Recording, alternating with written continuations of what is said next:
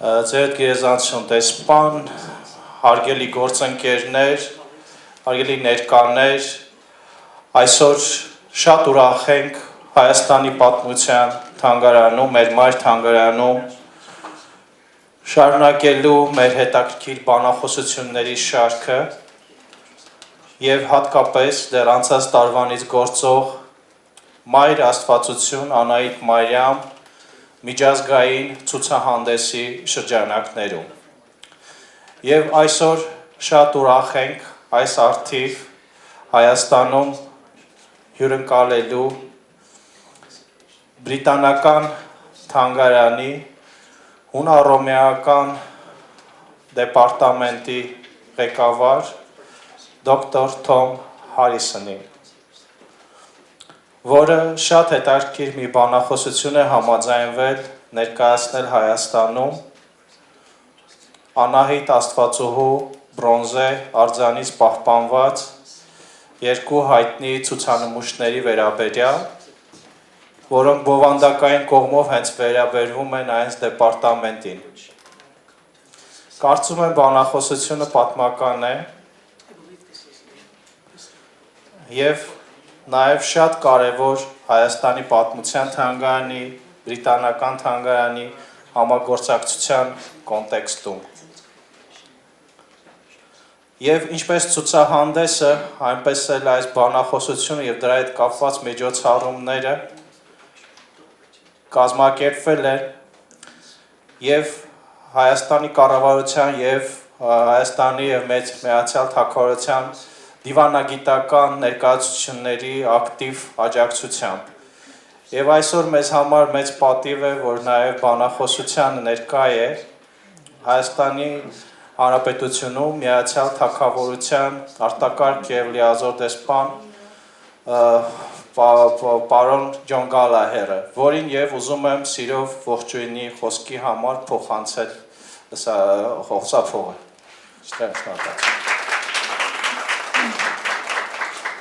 Thank you very much, Director Pogosyan. It's a real pleasure to be here. I'm really pleased that there's been so much interest in this pioneering exhibition here. I know that this is the first time that an artifact from the British Museum has been put on display here in Armenia. And this is a continuation of a great partnership that the two museums have after there was an exhibition in London many years ago that had some Armenian artifacts. So it's wonderful to see a real partnership. And I'm really delighted to hear that there was so much interest here. 12,000 people came in the first 2 months to witness this wonderful bronze bust of the goddess Anahit. Շնորհակալություն պարոն Պողոսյան, ջերմ ողջույնի և խոսքը ինձ փոխանցելու համար։ Իսկապես ինձ համար շատ մեծ հաճույք է իմանալ և լսել, որ այսպիսի շատ մեծ հետաքրքրություն վայելող ցուցադրություն է Հայաստանում կազմակերպվել, ցուցադրություն, որի նախադեպը կարող եմ ասել չկա։ Ինձ տպավորել է այն, որ առաջիկա 2 ամիսների ընթացքում 12,000 այցելու ենք ունեցել և շատ ուրախ եմ, որ այս ցուցանմուշը, այս կարևոր առարկան հայ-բրիտանական և երկու թանգարանների միջև հարաբերությունները ել ավելի ամրապնդելու հնարավորություն դարձավ։ And we're of course in the presence of a real expert here today, thanks to Dr. Harrison's presence, which I'm sure will be really informative as to the significance and the history and the meaning of this wonderful artifact. Մեզ համար իսկապես պատիվ է այսօր լսելու դոկտոր Հարիսոնի բանախոսությունը, որը մեզ մանրամասն կներկայացնի, թե ինչ պատմություն, ինչ նշանակություն ունի այս ցուցանմուշը համաշխարհային ժառանգության և հայկական պատմության համատեքստում։ So I will leave the explanations to Dr. Harrison, but I will just say that I think this is a really important and valuable example of UK-Armenian cultural cooperation and a sign that our two countries have a lot of history to share with each other, and there's a shared fascination with historical artifacts and the cultural stories that they hold. Բուն ասելիքը իհարկե կթողնեմ դոկտոր Հարիսոնին, բայց ուզում եմ ասել, որ իսկապես շատ կարևոր եւ արժեքավոր մշակութային ժառանգության կրողներն են եւ Հայաստանը եւ Միացյալ Թագավորությունը եւ հիանալի է, որ առիթ եւ հնարավորություն ենք որպես լավագույն օրինակ տեսնելու այս համագործակցության այսօրվա նախադեպը եւ միասին կիսելու նաեւ այն հիացմունքը, որ երկու ժողովուրդները տածում են մեկը մյուսի մշակութային ժառանգության նկատմամբ.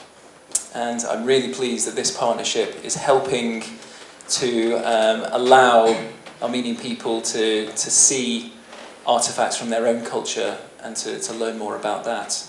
And I would encourage anybody that hasn't yet been to see Anahit to go and to encourage their friends and family to go and witness this very special exhibition.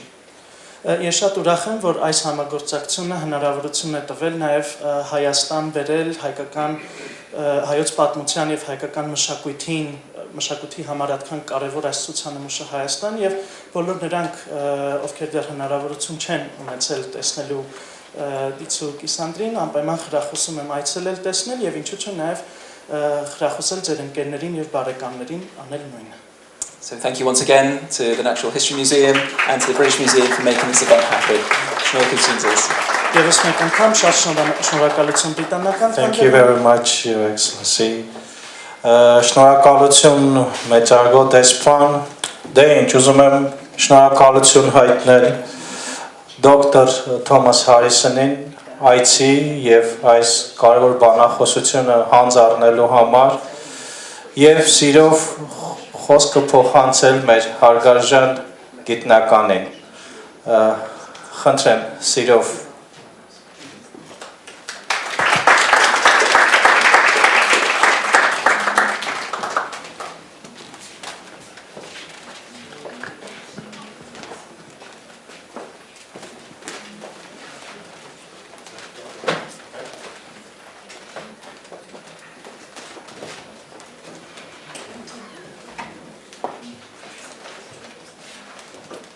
Thank you very much indeed. Can you all hear me? Okay.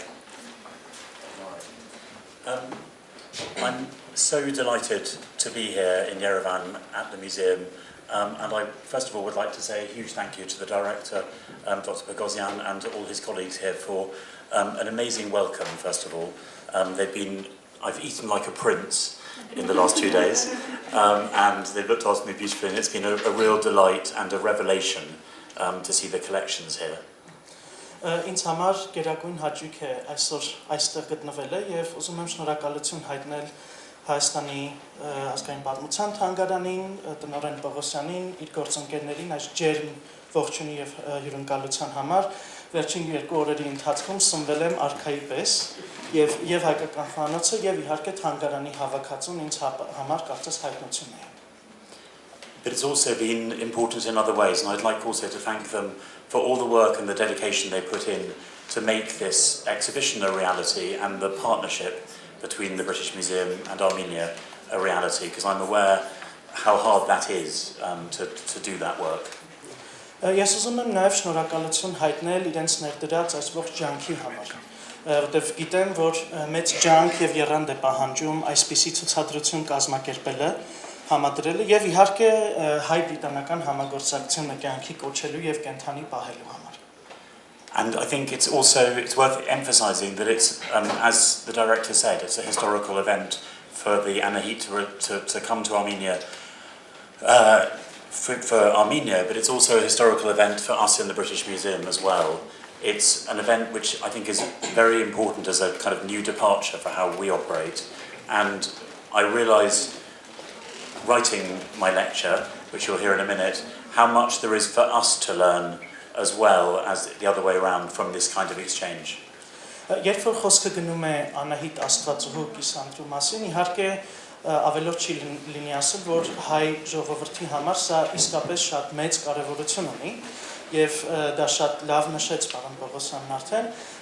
Ես կարծում եմ, որ այս համագործակցության շրջանակներում այս ցուցադրությունը, որը կազմակերպվեց Հայաստանում, մեզ համար էլ է շատ կարևոր, որովհետեւ թեև մենք արել ենք հետազոտություն եւ ինֆորմացիա կրողը հիմնականում մենք էլ շատ սովորելու բան ունենք այս շփման եւ համագործակցության ընթացքում. My lecture divides into two halves. The first half, I'm on very safe ground. I'm talking about the history of the Anahite in the British Museum, which I know well because we have the material. The second half, I know less well, and I've learnt a lot about, in particular, the question of the identification of this statue, and that's led me to lots of things where I think there will be people more expert in the room than me. So I hope to begin that discussion as a result of this lecture. Իմ բանախոսությունը բաղկացած է երկու հիմնական մասից։ Առաջին մասը վերաբերում է ցուցանմուշի պատմությանը հենց բրիտանական թանգարանում։ Մի թեմա, որից քաջատեղյակ եմ եւ ավելի մեծ ինքնավստահությամբ եմ խոսելու իմ բանախոսության ընթացքում։ Երկրորդ հատվածը վերաբերում է Աստվածուհու կիսանդրու նույնականացմանը, ասել է թե ում է պատկանում իրականում եւ ով է։ Վստահ եմ, որ լսարանում ինձնից ավելի քաջատեղյակ մարդիկ կան, ես իհարկե մասնագետը չեմ եւ այդ ընթացքում էլ շատ բան եմ սովորել, բայց հույս ունեմ, որ թեման զարկ կտա հետաքրքիր եւ ինտերակտիվ քննարկումներ։ So this is the beginning of a discussion and the beginning of a collaboration, I hope. I very, very much hope. And I'm very sorry that so many of you are standing in the room, but I'm flattered that you've come and that you're willing to carry on standing. Հետևաբար լիահույս եմ, որ այսօրվա իմ բանախոսությունը կտա նոր համագործակցության, նոր շփումների մեկնարկ եւ ներողություն եմ խնդրում սրահի հետևում կանգնած մարդկանց համար բավականաչափ տեղ չունենք, բայց շատ շոյված եմ ձեր ներկայությունից։ Okay, and now I will begin properly. Thank you. So, I need my glasses. On the 16th of May 1873, one of my predecessors in my job, but a very great figure, Charles Newton, who was then the keeper, the head of department of the place where I now work in the British Museum, wrote to the Prime Minister of Britain, William Ewart Gladstone, to thank him for his generosity and the generosity of the government. 1873 թվականի մայիսի 16-ին այն ժամանակվա նույն բաժնի ղեկավարը, պարոն Չարլզ Նյուտոնը, անձնական նամակ է գրում Մեծ Բրիտանիայի վարչապետ Ուիլյամ Էվարդ Գլադստոնին, շնորհակալություն հայտնելով իր ներդրման եւ իր արած լավության համար, այսպես ասած. And he wrote the letter he wrote the passage on the screen now. It is my conviction that such expenditure, like that of Pericles, the great Athenian leader at Athens, will bear fruit long after the generation by which it was incurred shall have passed away. For myself, I can only say that the privilege of looking at the bronze head every day is like granting an enormity of celestial pleasure for the rest of my life. Նամակում գրել է հետևյալ ասելիքը, ասում է.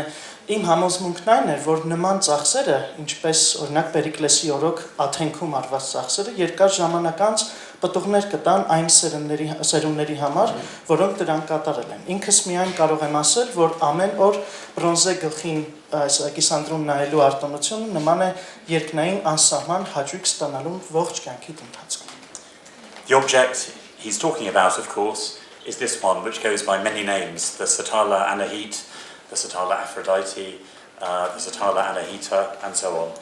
This bronze head, which has brought us together today, he often referred to it as the bronze Venus, not the bronze Aphrodite, because they converted all gods into Roman gods. Իհարկե խոսքը գնում է այստեղ հենց Սատաղյան Անահիտի կիսանդրու մասին, որը շատ հաճախ համեմատվել է հենց Վեներայի հետ, համարվել է որպես Վեներայի բրոնզե արձանի մի մասը։ This marked the end of a very long campaign for him on Newton's part to raise the funds for the purchase of the Anahite. The bronze head of Venus he wrote in February of the same year is to my mind the finest example of Greek work in metal I've ever seen.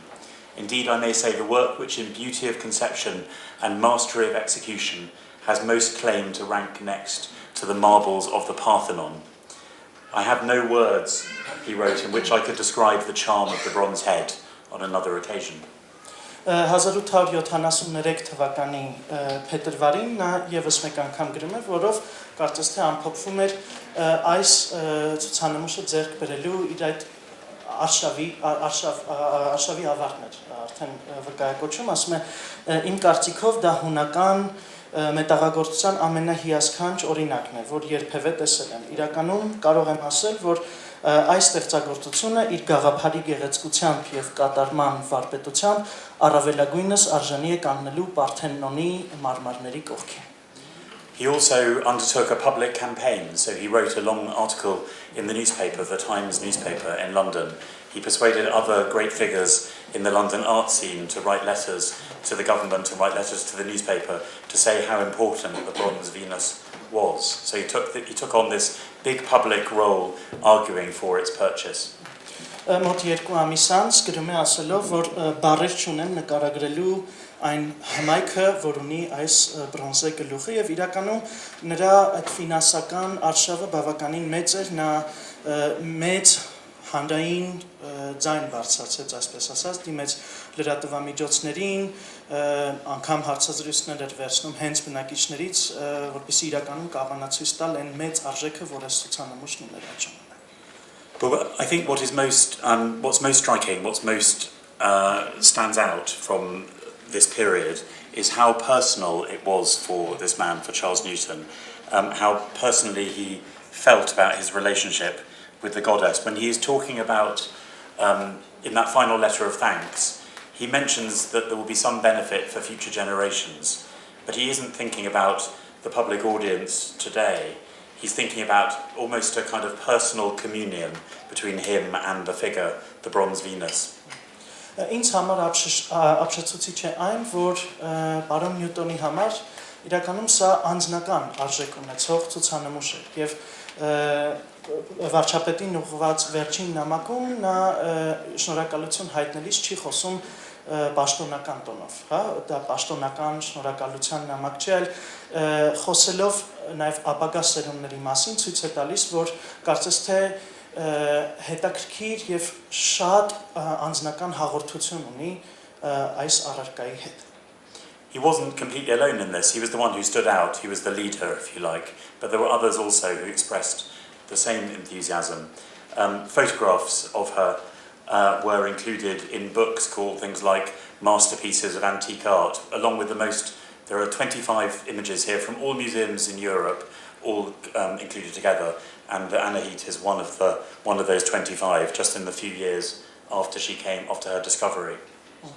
Իրականում միակ ջատագովը նա չէր, նրա հետ աշխատում էր մասնագետների մի ամբողջ թիմ, պարզապես աչքի էր ընկնում հենց ինքը, եւ իրականում այնքան մեծ աղմուկ բարձրացրեց նրա այս արշավը, որ անմիջապես մեծ հետաքրքրություն առաջացավ այս առարկայի հանդեպ, այն զետեղվեց շատ կարևոր աշխատություններում, բարբերականներում, ամսագրերում մի այդպիսի աշխատություն կա, որը լույս է տեսել հենց թոհուբոհից մի քանի տարի անց, ներառում է 25 տարբեր թանգարանների նմուշներ, կոչվում է անտիկ արվեստի գլուխգործոցները, եւ այդ 25 թանգարանների ցուցանմուշներից մեկը հենց Անահիտ Աստվածուհու այդ կիսան։ The arrival of the Anahite featured in the newspapers, so this is her in the Illustrated London News, alongside other items from the same collection, which I think it's fair to say, and you'll agree, are much less attractive figures than Anahite. Ահա սահիկի վրա տեսնում եք ցուցանմուշի թանգարան գալը լուսաբանող հոդված, կենտրոնում հենց մեր կարևոր ցուցանմուշն է եւ շրջապատված այլ հակված եմ կարծելու ոչ այնքան կարևոր ցուցանմուշներով. Newton also got permission to send an expedition to the site, to Satala, to investigate, because they initially were told that the head came from a different place altogether, that it came from Thessaly in Greece. Then they discovered that in fact she came from Satala, and so he sent a mission and had to deal with John Gallagher's predecessors in order to ensure that it was okay for this mission to go to Satala to excavate the site and see whether there were remains of the rest of the body there. Նախքան այս արշավը կարծում էին, որ իրականում առարկան հայտնաբերվել է Թեսալիայում, Անատոլիայում, բայց հետո հայտնի դարձավ, որ իրականում Սատաղ բնակավայրից է այն բերվել եւ մեր դիվանագետների պարոն Ջոն Գալագերի նախորդ դիվանագետների ջանքի շնորհիվ պարոն Նյուտոնը հնարավորություն ունեցավ հայթայթել այն բոլոր ֆինանսական միջոցները, որոնք հնարավորություն տվեցին անմիջապես հենց հետազոտություն ուսումնասիրություն իրականացնել հենց գտնվելու վայրում, որն էր Սատաղ։ And we also have records of Newton arguing for money for a new case for the Anahite, so it could be displayed more effectively than before. So here you have the Anahite in the original display in a photograph. I'll show you a wider picture in a minute.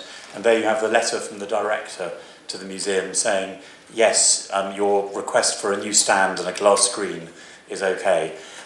It was as hard to get money for these things then as it is now, as the director I'm sure will agree. Անգամ պահպանվել է նամակագրությունը հենց պարոն Նյուտոնի եւ թանգարանի տնօրինության միջև, որով նա փորձում է ֆինանսական միջոցներ հայցել նոր պահատուկ ձեռք բերելու համար, պահպանվել են նաեւ գրությունները, որտեղ թանգարանի տնօրենը հաստատում է, որ պատրաստ է տալու ֆինանսական աջակցությունը իրականում այն ժամանակ, ինչպես եւ հիմա, այսպիսի բաների համար գումար ձեռք բերելը շատ մեծ դժվարություն է, ոչինչ չի փոխվել, բայց անգամ դրա մասին է նա հոգացել։ And here you can see the wider picture with Anahite just there, and the rest of this room on the first floor of the museum. It was included in a room for bronzes. In those days, they didn't group the material by period. They grouped it by type of material.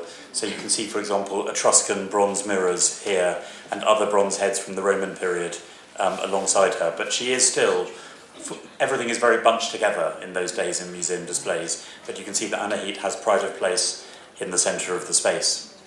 Բավականին հին լուսանկար է այն սրահի, որտեղ բախվում էր Անահիտի գլուխը, կտեսնեք ձախ կողմում առաջին հարկում գտնվող այսպիսի մի շատ փոքր սրահ է, եւ այն ժամանակ ըստ ժամանակագրության չէին ներկայացվում առարկաները, այլ ըստ տեսակի կամ այն նյութի, որոնցից պատրաստված են, այս սենյակը հենց բրոնզ է ցուցանմուշներին էր նվիրված, եւ այո, բավականին այսպես կուտակված, տեղ չունեցող փոքր սենյակ էր, այն ժամանակ այսպես էին ներկայացվում ցուցանմուշները։ In general, though, I think you can say that the Anahite, after that first excitement, she kind of settled into a role in the museum and became, if you like, just one of a series of the masterpieces that were on the list that everybody must see.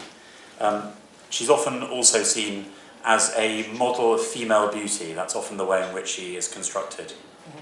Այդ թոհուբոհից հետո կարծես ամեն ինչ հանդարտվեց եւ Անահիտի գլուխը արդեն գտավ իր տեղը թանգարանի այդ մեծ հավաքածուի մեջ։ Եվ կարելի ասել, որ շատ երկար ժամանակ երևի մինչև այսօր համարվում է կանացի գեղեցկության մոնետիկ։ This is just one example on the screen. This is a letter from the famous writer Oscar Wilde when he was also a journalist, and he was editing a magazine called Woman's World. The Woman's World is typical of the period, of course, that this is being edited by a man. And he is asking, again, one of my predecessors, Cecil Smith, whether the bronze Venus would be a good example. He calls her the bronze mask and says, would she be a good example of the type, I think is the phrase. Would the bronze mask from Asia Minor serve as a good type of female beauty?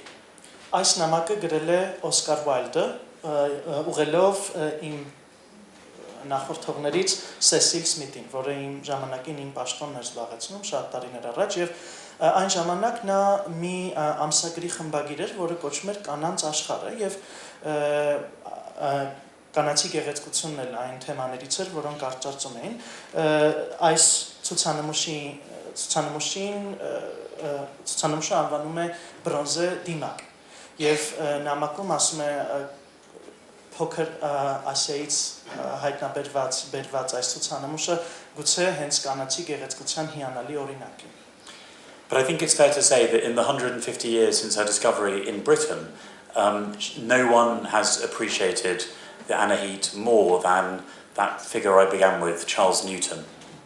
Վստահաբար կարող եմ ասել, որ հայտնաբերումից կամ ավելի ճիշտ Անգլիա ժամանումից ի վեր այդ 150 տարիների ընթացքում ոչ ոք այդքան մեծ ոգևորությամբ կամ ոգևորություն չի տածել այս ցուցանմուշի նկատմամբ, ինչպես Charles Newton-ը. Given that, I thought it was important to introduce him. And here you have him on the left, and here on the right you have his wife. He's often presented as a kind of archaeological entrepreneur. He was incredibly active in his later years, organising excavations in lots of different sites. He was the excavator of the mausoleum of Halicarnassus in Bodrum, and organised many other excavations and many other projects.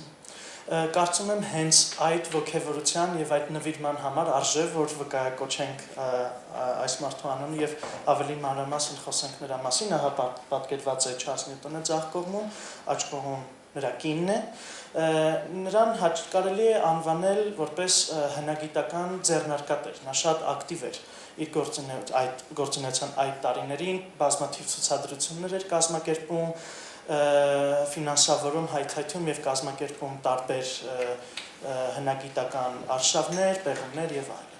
But he was also, I think, a romantic figure in many ways. He was unusual in the period as well for having a wife who was very well known for her own activity as well. So this on the right her name is Mary Severn. She was the daughter of a famous artist who was also the best friend of the poet John Keats, a famous English poet who died in the father's arms. And she created a career for herself as a portrait painter in a day when it was very hard for women to do so. Աջ կողմում, ինչպես ասացի, իր կինն է ներկայացված Mary Severn, որը էլի շատ հայտնի կերպար էր հենց արվեստի ոլորտում, անգլիացի հայտնի բանաստեղծներից մեկի մոտ ընկերն էր, իր հայրիկն էր անգամ արվեստագետ, նա հայտնի էր եւ կարողանում էր անգամ դիմանկարներ նկարել այնպիսի տարիներին, երբ կանանց համար ընդհանրապես արվեստագիտական կամ մշակութային գործունեությամբ զբաղվելը մեծ դժվարություն էր. They also had an unusually informal relationship in lots of ways. They were very open and free, if you like. And here is a drawing by a friend of theirs when they were travelling in Greece and the western coast of what is now Turkey. And this is Charles Newton at his desk being taught how to draw by his wife because he was useless at drawing and his wife is helping him.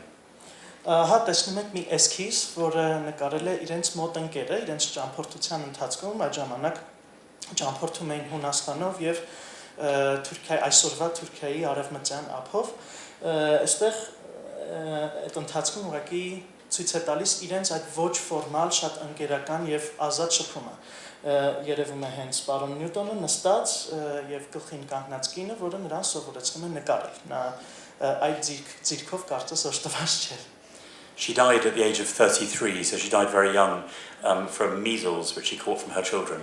And I sometimes wonder whether his amazing energy and this kind of suppressed passion comes around from that. But also I think it's worth saying that I think there is something about the Anahite in the 19th century which appealed very much to a kind of romantic aesthetic, the way they talk about her.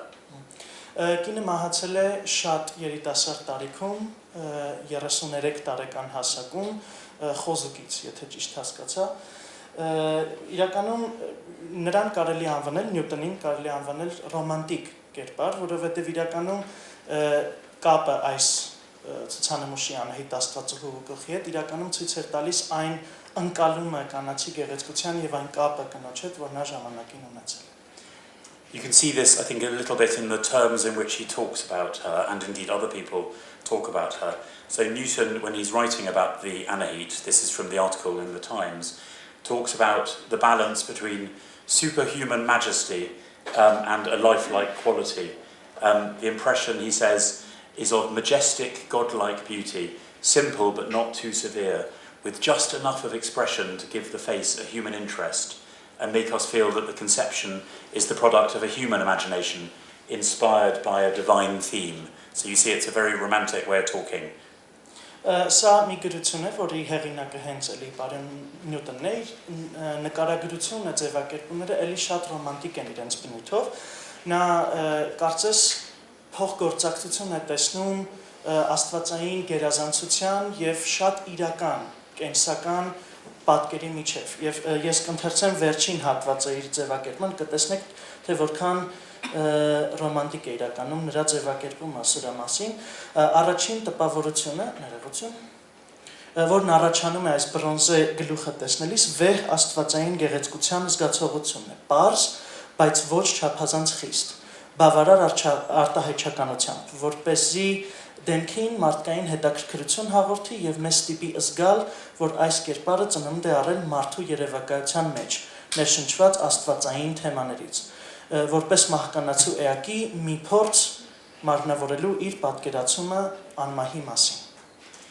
And you can see that also in other passages from the same period. So this is a review of the Anahite in another newspaper, the Daily Telegraph in London, and it talks about her in similarly romantic terms. It focuses on how the lips seem to breathe, the feeling of life which they convey is so real. And in the end, this reviewer doesn't believe that the Anahite is Aphrodite because he thinks the lips are the thing that prove it isn't the Aphrodite. The pure lips have too much majesty and reserve combined with virgin gentleness. Այդ ժամանակաշրջանից մեկ այլ հատված Daily Telegraph բարբերականից, որը էլի լուսաբանում է այս ցուցանմուշը, իրականում յուրահատուկ է նրանով, որ չի համեմատում Աֆրոդիտեի հետ, այստեղ խոսք է գնում օրինակ նրա մասին, որ շուրթերը մի փոքր իրարից ավելի հեռու են եւ դա կարծես ստեղծում է շնչառության, շնչի տպավորություն եւ ցույց տալիս է դրա կենսականություն ու կենթանի լինելը շատ հետաքրքիր կերպով է այստեղ ներկայացվում, ասում է, որ ցույց է տալիս կուսական նրբազգացություն եւ վերմարտկային գեղեցկություն. So how have these ideas changed over time? How have these original ideas survived in the light of subsequent work and thinking? That's the more dangerous thing I'm now going to go on to discuss. Ամենահետաքրքիր, բայց նաև խնդրահարույց թեման այն է, թե այս բոլոր նարատիվները կամ հիպոթեզները կապված այս կարևոր առարկայի ծագման հետ, ինչպես են կարելի ասել դիմակայել ժամանակի մարտահրավերներին, ինչ փոփոխության են ենթարկվել, հենց սա է խնդրահարույցը, որի մասին փորձել եմ ավելի զգուշորեն խոսել.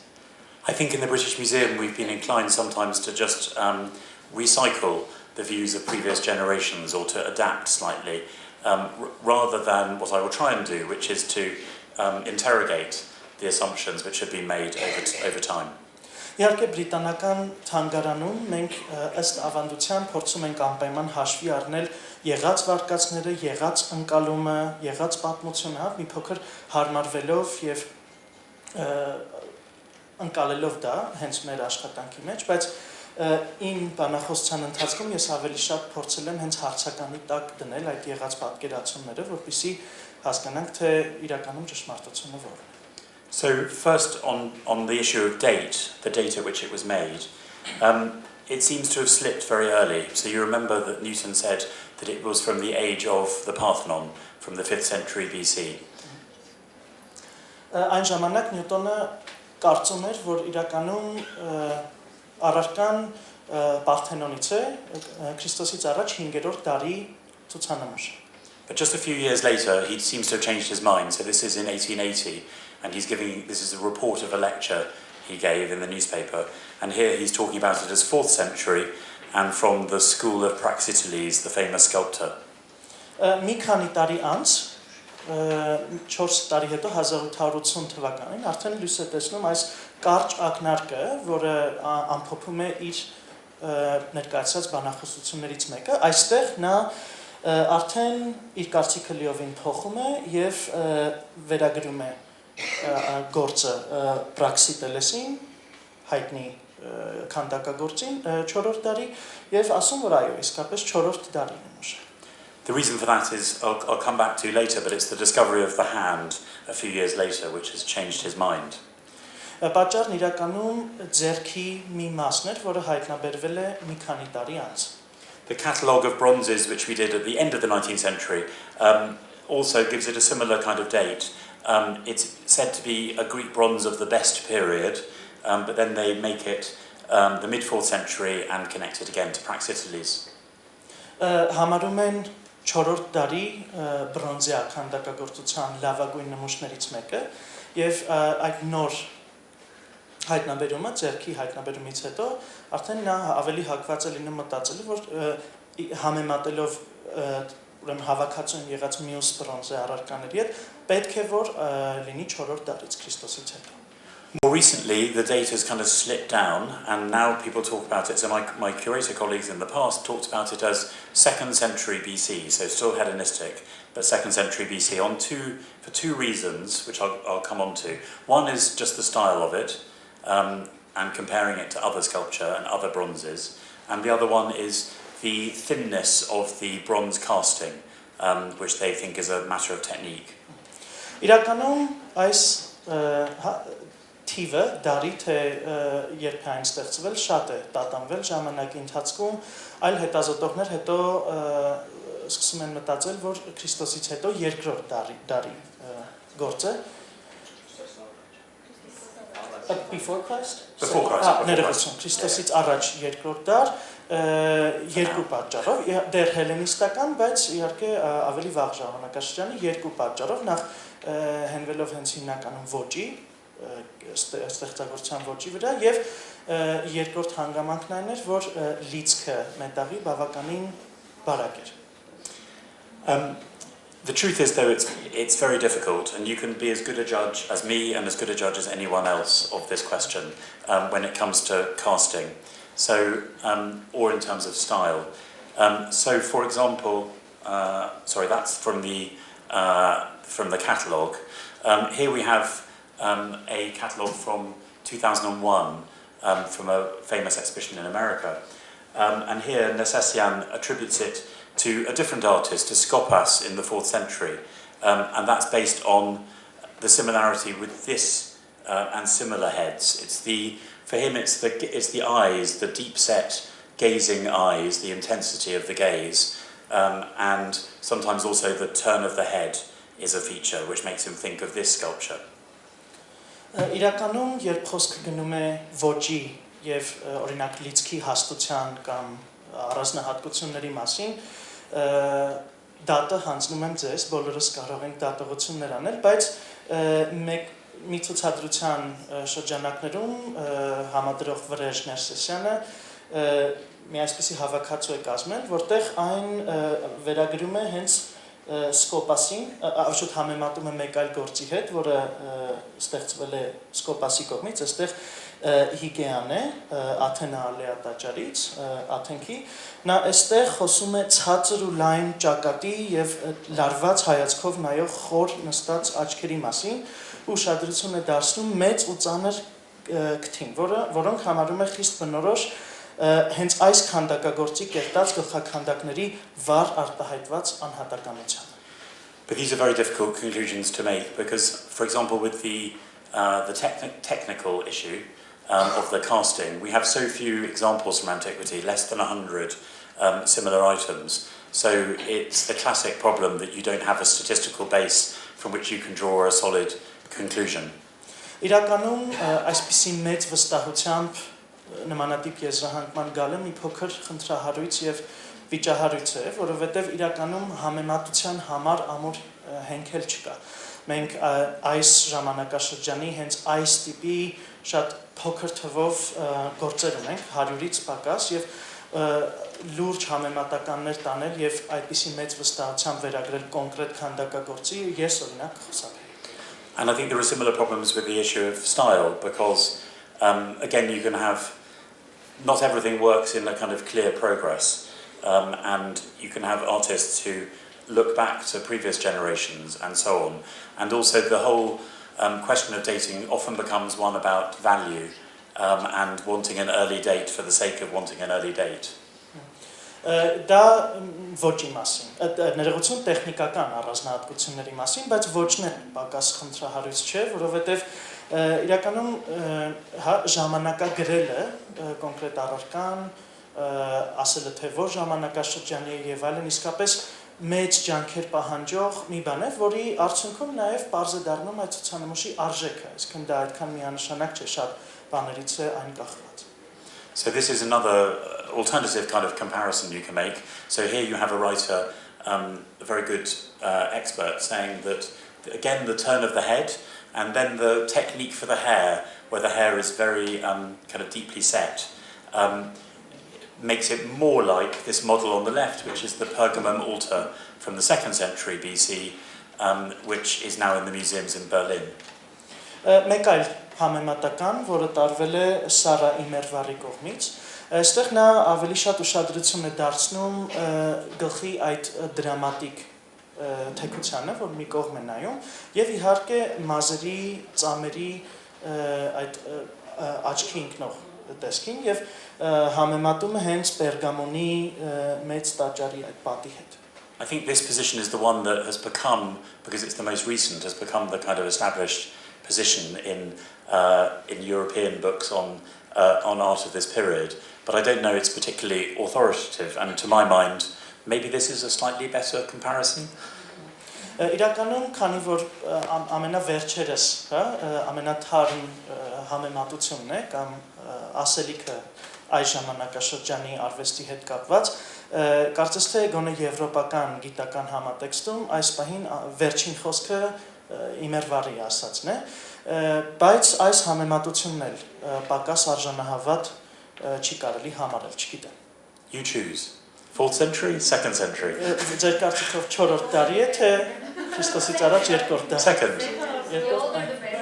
You see, this is actually the issue. I tend earlier, but again, I worry it could be kind of prejudice in her favour. And I think it's not a coincidence that Newton argued that it was from the period of the Parthenon, because he's arguing for £8,000 to be spent on it. And I looked up the Bank of England inflation calculator, and £8,000 in the 1870s converts to about £750,000 today. So even then, the financial value was very serious.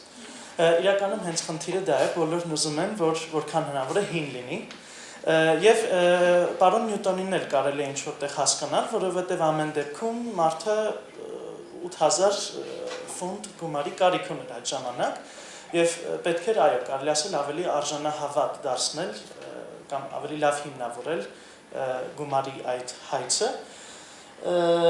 Ես համեմատել եմ, գումար արժեքը ֆունտի այն ժամանակ եւ հիմա 8000 ֆունտը այն ժամանակ չմոռանանք, որ 1800-ականների վերջի մասին է խոսքը, համարժեք է մեր օրերի մոտ 750,000 ֆունտի հետ. Yeah, the Parthenon sculptures cost £36,000, so the comparison is a little earlier. The comparison does pretty well for the Anahite. Կարծում եմ հենց դա էր պատճառը, որ Նյուտոնը ավելի շատ հակված էր այն համեմատելու Պարթենոնի ցուցանմուշների հետ, որովհետև այդ ցուցանմուշները միջինում արժեն մոտ 36,000 ֆունտ եւ պահատոփի համար հայցված գումարը գոնե հավաշեք պետք է լիներ պահվող ցուցանմուշի արժեքի. Some of the same issues, the question of the older is better and so on, the same kind of question of values, I think also affects the question of the identification of the sculpture as Aphrodite, Anahite, etc. Իրականում տարիքը առարկայի բացահայտելը միանշանակ քայլ չէ, դրանով նաև սահմանում ես կամ փորձում ես որոշել ցուցանմուշի արժեքը, ինչպես արդեն ասացի, եւ կարծում եմ հենց դա էլ պայմանավորվում էր նույնականացումը, թե իրականում ում արձանի մասն է սա եղել, Աֆրոդիտե, Վեներա, Արտեմիս, Անահիտ, թե այլ աստվածության. So I think when she was first offered to the museum by the Italian dealer, Alessandro Castellani, I think the reason it was identified as Aphrodite was the very banal reason that she was beautiful, and beautiful goddesses should be the goddess of beauty. Երբ որ առաջին անգամ իտալացի արվեստի դիլեր Կաստելանին փոխանցեց ցուցանմուշը բրիտանական թանգարանին, համարվում էր, որ Աֆրոդիտեի արձանի մի մասն է, որովհետև ամեն դեպքում Աֆրոդիտեն գեղեցկության մարմնավորում էր համարվում, այո.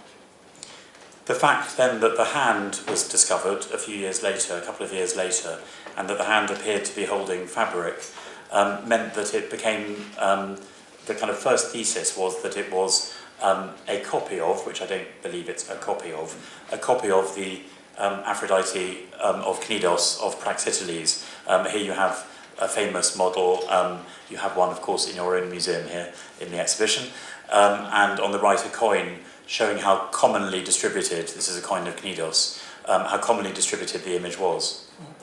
Ամեն ինչ փոխվեց, երբ որ մի քանի տարի անց հայտնաբերվեց ձեռքը, որում կար նաև փեշք, եթե կարելի այդպես անել, կտոր, որը այսպես գեղեցիկ իջնում էր։ Դրա համար արդեն սկսեցին համեմատել Կնիդոսի կնիդական արձանի հետ, այն ժամանակ բավականին տարածված արտապատկերում էր, ներքևում աչանկյունում ներկայացված էր մետաղադրամ, որտեղ էլի կնիդական Աֆրոդիտեն է պատկերված, տեսեք ինչ ընդհանուր միասեռ պատկերացում կար, հա։ So the problem is we don't know the pose in which the head was cast. We don't know the pose of the wider statue. And of course there are other female types of Aphrodite and other female deities who are holding fabric in their hand. So it's by no means a clear thing.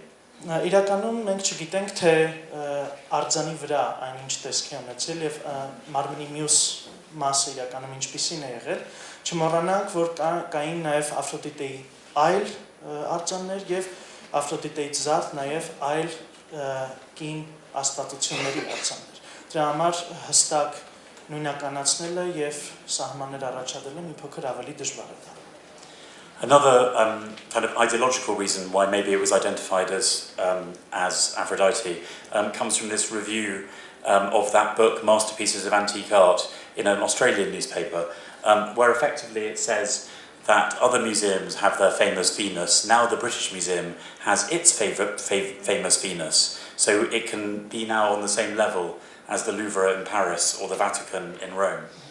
Մեկ այլ այդպիսի վկայակոչում կա հենց անտիկ արվեստի գլուխգործոցներ այն գրքից, որտեղ բրիտանական թանգարանը, որտեղ որ պահվում էր հենց արձանը, համեմատվում է այլ հայտնի թանգարանների հետ, ասում է բոլոր խոշոր թանգարանները, ինչպիսիք են այստեղ ներկայացված է Լուվրը, Նապոլիի թանգարանը եւ այլն, արդեն վերջապես բրիտանական թանգն էլ ունի իր Վեներան, այստեղ Կաստելանի Վեներան։ This may seem silly, but I think the competition with the French in the 19th century was one of the main driving forces behind British archaeology. Դե առաջին հայացքից մի փոքր զավեշտալի է թվում, բայց կարծում եմ այդ մրցակցությունը այն ժամանակ ֆրանսիական եւ բրիտանական հնագիտական աշխատանքների հիմնական մղիչ ուժը չէր ամեն դեպքում. So I think in Britain, unlike elsewhere, while outside Britain the thesis that she might be another goddess entirely, like Anahite, began to take shape, and this is the picture from Alashan's book from 1890. In Britain, effectively, the position just remains, I think, frozen, and people just repeat the kind of modest attribution of Aphrodite that Newton came out with. Newton was by no means certain, and then that position just gets repeated over generations.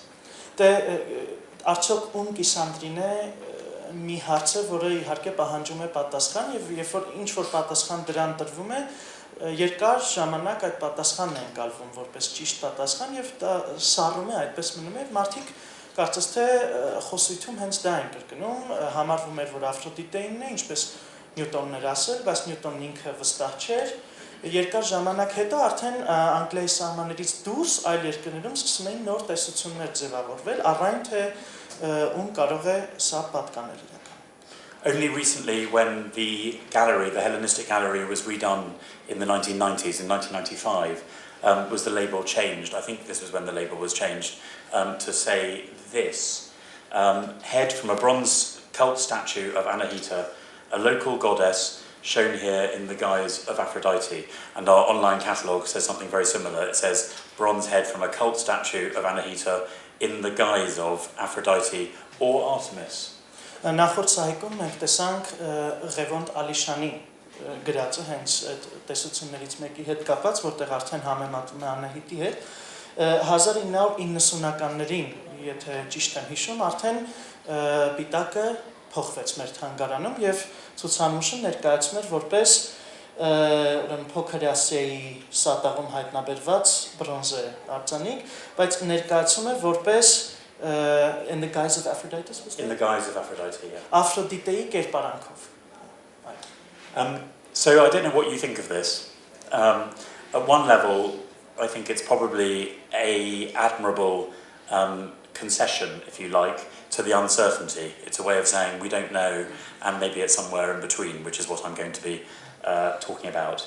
But it does seem, I think, to me, unfortunate in two ways. Իրականում մի փոքր տարօրինակ է հնչում, հա, Անահիտ դիցուհու գլուխը Աֆրոդիտեի կերպարով իրականում շատ հետաքրքիր քայլ էր, որովհետև սրանով կարծես թե առարկան ուսումնասիրողները ընդգրկում են ի հայտ եկած այդ նոր տեսությունների առաջ, փոփոխվող մտքի առաջ, բայց այս ձևակերպումը իմ կարծիքով թերի ասեմ կամ անպատեհ է գոնե երկու պատճառով. First, I think the description of Anahit as a local goddess, I think, is very unfortunate, and I don't suppose anyone will disagree here. Այստեղ Անահիտը ներկայացնում է որպես տեղական աստվածուհի, տեղի կոնկրետ տեղի աստվածուհի, եւ սա իրականում մի փոքր իրականությանը չի համապատասխանում, կարծում եմ շատերը կհամաձայնեն ինձ հետ. It's as if to say Greek and Roman gods are the real gods, these are kind of little local gods. Մի փոքր նսեմացնող նրբերանգ ունի, որովհետև կարծես թե ասում են դե հունական եւ հռոմեական աստվածություններն իսկականներն են, դե սրանք էլ կողքից էլի ոչ իսկական ինչ որ կամայական աստվածություններ. I guess maybe all gods are local or all gods have no locality, but Anahita was clearly worshipped over a much wider period in Armenia and elsewhere as well, so it's a silly thing to say. Դե հիմա աստվածները բոլորն էլ այսպես թե այնպես ինչ որ մի երկրում մի մշակույթում տեղական են եւ իրենցն են կամ ուղղակի ընդհանրապես չունեն որևէ պատկանելություն գոնե աշխարհագրական, բայց բոլորս էլ գիտենք, որ Անահիտ աստվածուհին բազմաթիվ մշակույթների կողմից էր պաշտվում. And secondly, that phrase, which was translated, I'm sure, very precisely in the guise of Aphrodite, I think is unfortunate. I think it's trying, in a few words, to say that this is more complicated, but it gives the impression that the goddess is really one thing, but kind of pretending to be another thing. The guise of is like disguise. Ուզում եմ ձեր ուշադրությունը գրավել ձևակերպման երկրորդ հատվածին, որտեղ ասում է այստեղ ներկայացված Աֆրոդիտեի կերպարանքով։ Կարծես թե հերվից են ուզում մոտենալ ու ասել, որ գիտեք ինչ, չգիտենք կոնկրետ ով է, ընդհանուր անորոշություն է տիրում, անվստահություն կա, բայց մի փոքր բառօգտագործում են բառընտրությունը, հա, գայս, որտեղ անգլերենում դա ավելի շատ կերպարանքն է, որի հետևում դու թաքնվում ես, դա պարզապես կերպարանքը չէ, տպավորություն է ստեղծում, որ իրականում մի ինքնություն է կամ մեկ անձ է, որը ներկայանում է այլ անձի անվան տակ. So I will read your catalogue and then we will change this label. Ես ձեր կատալոգը կկարդամ, հետո ես արդեն կփոխենք. And maybe that's the most important conclusion from this lecture. Լավագույն եզրահանգումը երևի ես կլինի. But now I'll go on a little bit into the question of what she really is. I have no idea what the thinking was here, because the people who wrote this are no longer around. But I think effectively, the more I look into it, I don't think people have tried very hard to ask these questions. And what I see in the secondary literature is usually people having one view or another view and then slightly lazily reaching for the arguments that fit that view, not really questioning it. Մենք դեռ կշարունակենք, հա, քննել այս խնդիրը, փորձելով տեսնել թե իրականում ում է սա պատկանում, բայց ես կարող եմ միայն ասել, որ չեմ հասկանում, թե իրականում ինչ տրամաբանությամբ է այս ձևակերպումը տրվել, ամեն դեպքում այն մարդիկ, որոնք սրա հեղինակն են, այլևս չեն աշխատում կամ կենդանի չեն եւ այլն։ Բայց կարող եմ ասել, որ փորձել են ինչ-որ ձևով հարմարվել բոլոր գոյություն ունեցող վարկածներին։ So if you believe in the Venus-Aphrodite position, if you're a traditional classicist, I think, then you rest it on the hand, first of all, and the Praxiteles connection, and sometimes also on the site. So because Satala was the site of a Roman legionary fortress, you say Roman legionary fortress means Roman gods. Իրականում բոլոր վարկածներն ինչ որ հիմնավորում ներկայացնում են ամեն դեպքում։ Ավանդական դասականները, որոնք այդ ժամանակ հակված էին կարծելու, որ սա Աֆրոդիտեն կամ Վեներան է, նշված ազգանունը մոռացա 4 դարի քանդակագործի կողմից, երկու հիմնական պատճառ են ներկայացնում։ Առաջինը հենց ձեռքն է, որը հայտնաբերվել էր մի քանի տարի հետո, որում կար նաև փեշք, կտոր, դրա համար բնորոշում էին հենց այդ քանդակագործին եւ կարևոր հանգամանք է նաև գտնվելու վայրը։ Սատաղում է այն հայտնաբերվել հին հռոմեական լեգիոնական բերդում։ This is what one of my colleagues said when I asked him a few months ago. I asked him this question and he said, it's ridiculous. It's just Aphrodite because it's Roman and it's from a Roman site. I now know he's wrong. Մի երկու ամիս առաջ իմ գործընկերներից մեկի հետ էի խոսում, ասում էր, չգիտեմ ինչու են այդքան գլուխ ջարդում, հաստատ Աֆրոդիտեն է, որովհետև հռոմեական է եւ հռոմեական վայրից են։ I'll be telling him when I get him. Հիմա արդեն գիտեմ, որ իրականում ճիշտ չէ։ So first of all, of course, Roman legionaries don't just worship Roman gods. They also worship other gods like Mithras, very famously, who takes over the Roman army in this period. So that's one point. Հետո չմոռանանք, որ հռոմեացիները այդ ժամանակ միայն հռոմեական աստվածներին չէին երկրպագում, այն ժամանակ բավականին մեծ ազդեցություն ուներ հռոմեացիների շրջանում, օրինակ Միթրասը կամ Միհրը։ They have, if you like, a flexible idea of what is Roman, and of course this is true of polytheism in the ancient world more generally. Սա խոշոր հաշվով մարտահրավեր է նետում հռոմեական աստվածություն կամ աստված երևույթի ընկալմանը, որովհետև ինչպես տեսնում ենք, այն շատ ավելի ճկուն եւ հեղեղուկ է եղել։ And what counts as a Roman legionary fortress is, I think, also unclear. A Roman legionary fortress. Հետո այն, որ հայտնաբերվել է հռոմեական լեգիոնական բերդում, դա էլ դեռ ոչինչ չի ասում եւ առավել եւս չի խոսում հենց վայրի հռոմեական ցակման մասին։ So we know from the archaeology of Satala the legions which were present there, and one legion in particular, the 15th legion, Apollinaris, was present from 117 AD right through to the late Roman period. Չմոռանանք, որ բազմաթիվ լեգիոններ են այնտեղ եղել, Սատաղում արված ուրեմն պեղումները ցույց են տալիս, որ մասնավորապես այնտեղ հենց եղել է 15-րդ լեգիոնը, որը կոչվել է Apollinaris եւ այո. Because Roman legionaries needed to be citizens, for some period this means the legion was refilled from people from elsewhere. But after 212 AD, when citizenship was given to everybody, there is no need for that to happen anymore, which means that this legion becomes a local legion. I do have one clarification. Yeah. When they say Roman citizens, do you mean citizens of Rome? Of the Rome, yes, of Rome. Of Rome the city. Of Rome the city and then the empire. Yeah.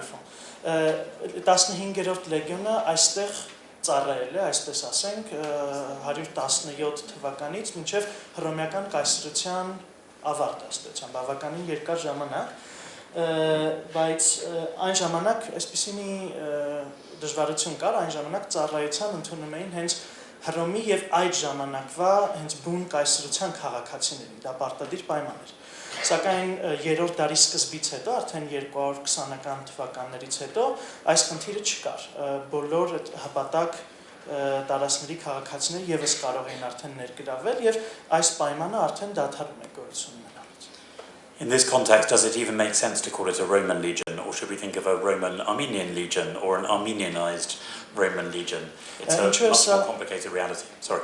Կարևոր, որովհետեւ այլևս չեն կարող պնդել եւ ասել, որ սա հենց միայն հռոմեական լեգիոն էր։ Փաստորեն կարող էին ներգրավված լինել նաեւ այլ տերությունների կամ շրջանների քաղաքացիներ։ Հիմա դա կարող է լինել հռոմեա հայկական լեգիոն եւ այդպես շարունակ։ If, on the other hand, you argue for the identification of the goddess as Anahite, it tends to be based on either the hypothesis that there was in fact a temple of Anahita at Satala, or alternatively that the image was taken from the nearby sanctuary at Erez. Անահիտ աստվածության վարկածներ իր հիմնավորումներն ունի, այստեղ երկու հիմնական պատճառ կա, այսպես մտածելու։ Առաջինն այն է, որ Սատաղում հենց գոյություն ունեցել է Անահիտին նվիրված տաճար, Դա մեկ եւ երկրորդը այն որ այն երևի թալանվել եւ ձեռք է բերվել երես կոչվող բնակավայրի գյուղ կամ բնակավայր ասենք այնտեղի սրբարանից. It seems always to be assumed that it's a matter of violence and war, the taking of the statue. I will continue a little bit along those lines, but I do wonder, especially in the light of seeing the temple at Ghani and the mixture of artistic motifs, whether actually we should think in terms of more positive connections.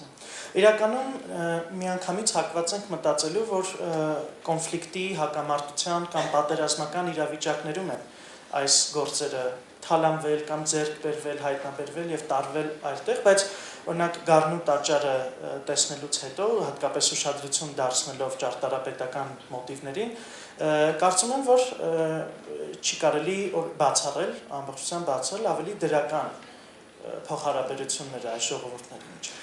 The quality of the craftsmanship is something which is often raised in this context as well. The quality of the production of the Anahit and the technical difficulty of using the technique, the lost wax technique for making the statue, has meant that many experts have assumed that the statue has to have been made west of Satala in a major Greek population centre. Ուսումնասիրողները մեծ ուշադրություն են դարձրել նաև ստեղծագործության բարդությանը եւ տեխնոլոգիային. Դրա արտադրական տեխնոլոգիան, որը հիմնականում հետևել է մոմե քանդակներ ստանալ կամ մոմից ստեղծվող տեխնոլոգիաներին, որ արդեն մոռացվել էր, ստիպել է նրանց մտածել, որ հավանաբար Սատաղից շատ ավելի դեպի արևմուտք ընկած ինչ որ տեղ է ստեղծվել, հիմնականում հենց հունական միջավայրում, այսինքն բնակչությունը հիմնականում հույներ են. Though just occasionally you get the opposite view that because we have the Anahita here and because also we have fragments of an equestrian statue and fragments of a stone statue of Nike, a victory, on the way out of Satala, that maybe Satala has been underestimated as a community more widely, not just the fortress. Իրականում այդ բացահայտումներից բարձ է դառնում, որ Սատաղը որպես համայնք շատ թերագնահատված է, շատ մարդկանց պատկերացումներում, որտեղ համեմատությունը հիմնականում տարվել այս ցուցանմուշի ձիվարողի, հա, ձիավորի մեկ այլ արձանի եւ այլ ցուցանմուշների միջև կարծում եմ Սատաղը որպես բնակավայր, որպես համայնք շատ ավելի մեծ մշակութային, արվեստագիտական եւ ստեղծարար ներուժ է ունեցել. The style of the bronze is always seen, which I don't think is important evidence for one thing or another, but it's always seen as being just straightforwardly Greek.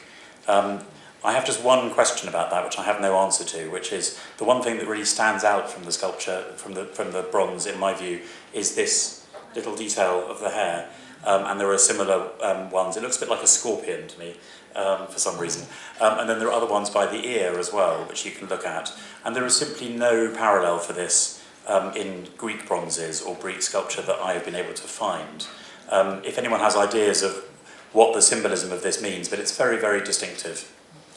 Իրականում հունական նմանատիպ օրինակների հետ համեմատելիս ինձ մոտ մի հարց է առաջանում, որի պատասխանը դեռ չեմ կարողացել գտնել, դա ճակատին իջնող այս մազերի ծամերն են, խոպոպիկները։ Երկու եւ նմանատիպ օղակաձև ծամեր կան նաեւ հենց IT հետին հատվածում ականջների առաջ, եթե ուշադրություն դարձնեք կտեսնեք, սա է պատճառը, որ ես չեմ կարող ազատորեն այն համեմատել հունական այլ գործի հետ, որտեղ նախադեպը ուղղակի չկա, նմանատիպ այլ գործ չկա, որի հետ կարելի է համեմատել։ I do think this is a sign that something else is going on here, if you like. Կարծում եմ սա նշան է, որ լրիվ մի այլ բան է կատարվում այստեղ, միանշանակ հունական չէ։ So if it isn't a Roman copy, which some people believe, if it's a Hellenistic original, maybe from the 4th century, maybe from the 2nd century, you choose, then the question is, how did it end up in a Roman legionary fortress in the late antique period, presumably when it was destroyed in Satala? Սրա շնորհիվ ես կարող եմ մտածել, որ սա դժվար թե հռոմեական աստվածության կամ հռոմեական գործի կրկնօրինակ լինի, ինչպես որ շատերը կարծում էին։ Մեկ այլ կարևոր հարց կա, այն է թե ինչպես է սա հայտնվել այդ լեգիոնական բերդում։ If you go, for example, to Hadrian's Wall in the north of England, which in this weather I don't recommend because it's very wet and miserable, you will simply find nothing of the quality of the Anahite in any of the sites there. Եթե օրինակ այցելեք Մեծ Բրիտանիա եւ Հադրիանոսի պատը տեսնեք, որ այս սեզոնին խորհուրդ չեմ տա, որտեղ այնտեղ շատ տեղում նառատ է հիմա, նմանատիպը դուք ուղղակի չեք գտնի։ In the British Museum collection, the two closest parallels you have, because they were both ripped from the bodies and discarded, are these two famous statues, one of Hadrian, which was found in the River Thames, and on the less pretty than Anahite, you'll agree, and then a little pretty, Augustus on the right, from Nubia, from Egypt. So this was a statue which was taken by a Nubian raiding party from Upper Egypt, and then buried under the steps of a temple as a symbol of resistance against Rome.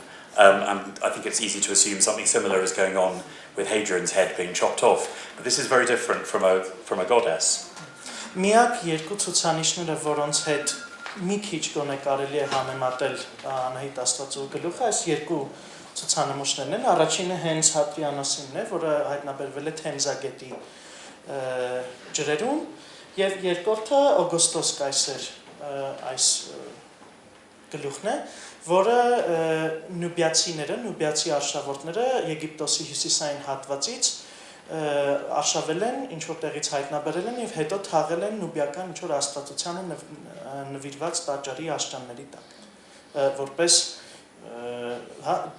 դիմադրության խորհրդանիշ։ The head of Anahita has clearly been violently removed from the body, so the thesis that it was taken from Erez and taken to Satala has to depend on a two-stage process, if you like. Armenian capture, repurposing, or maybe it was a diplomatic gift as an alternative, and then Roman legionary recapture and putting in Satala, if you believe this idea, which I'm sceptical of. Սա ստիպում է մտածել, որ այստեղ գոնե ինչ-որ երկու քայլից բաղկացած գործընթաց է տեղի ունեցել, հավանաբար ի սկզբանե եղել է հայկական գործ, հայերի կողմից ստեղծված ինչ-որ անգամ վերափոխված նպատակի համար ծառայող գործ, որը հետո եւս մեկ անգամ հռոմեացիների կողմից բռնի կերպով վերցվել է եւ արդեն տեղափոխվել Սատաղ։ Բայց ամեն դեպքում պարզ է դառնում, որ շատ բռնի կերպով է ամեն դեպքում այն արձանի հիմնական մասից անջատվել։ This is all though getting very speculative, and it's also complicated. But unless you think it could have been produced in Satala and just stayed there, then it has to point to a kind of wider context, a wider discussion between different peoples. Սա էլ է բավականին բարդ խնդիր, միանշանակ չէ, որտեղ եթե մտածենք, որ Սատաղում ստեղծվել է եւ Սատաղում էլ մնացել է, սա տարբեր շրջանակներում բազմաթիվ այլ հարցերի տեղիք է տալիս։ Unlike other stretches of the Roman border on the eastern side of the empire, there were relatively few moments relatively few flashpoints, moments of conflict in which this kind of capture could have happened. Իրականում, եթե ուսումնասիրենք պատմությունը, կտեսնենք, որ արևելյան սահմանների երկայնքով հռոմեական կայսրության այդքան էլ շատ կետեր չկային, որտեղ այսպիսի բռնի կերպով գոնե տեղահանումը այս առարկաների պետք է որ կամ կարող էր տեղի ունենալ։ One, of course, is the period around Nero, but just in passing, it might be worth mentioning that the Roman writer Pliny, in a discussion about sculptures more generally, credits the first statues of solid gold used as images of the goddess Anahita, and says that the first image was carried off during the Parthian Wars in the 1st century BC. So there was this identification of statues of Anahita and Armenia in this period.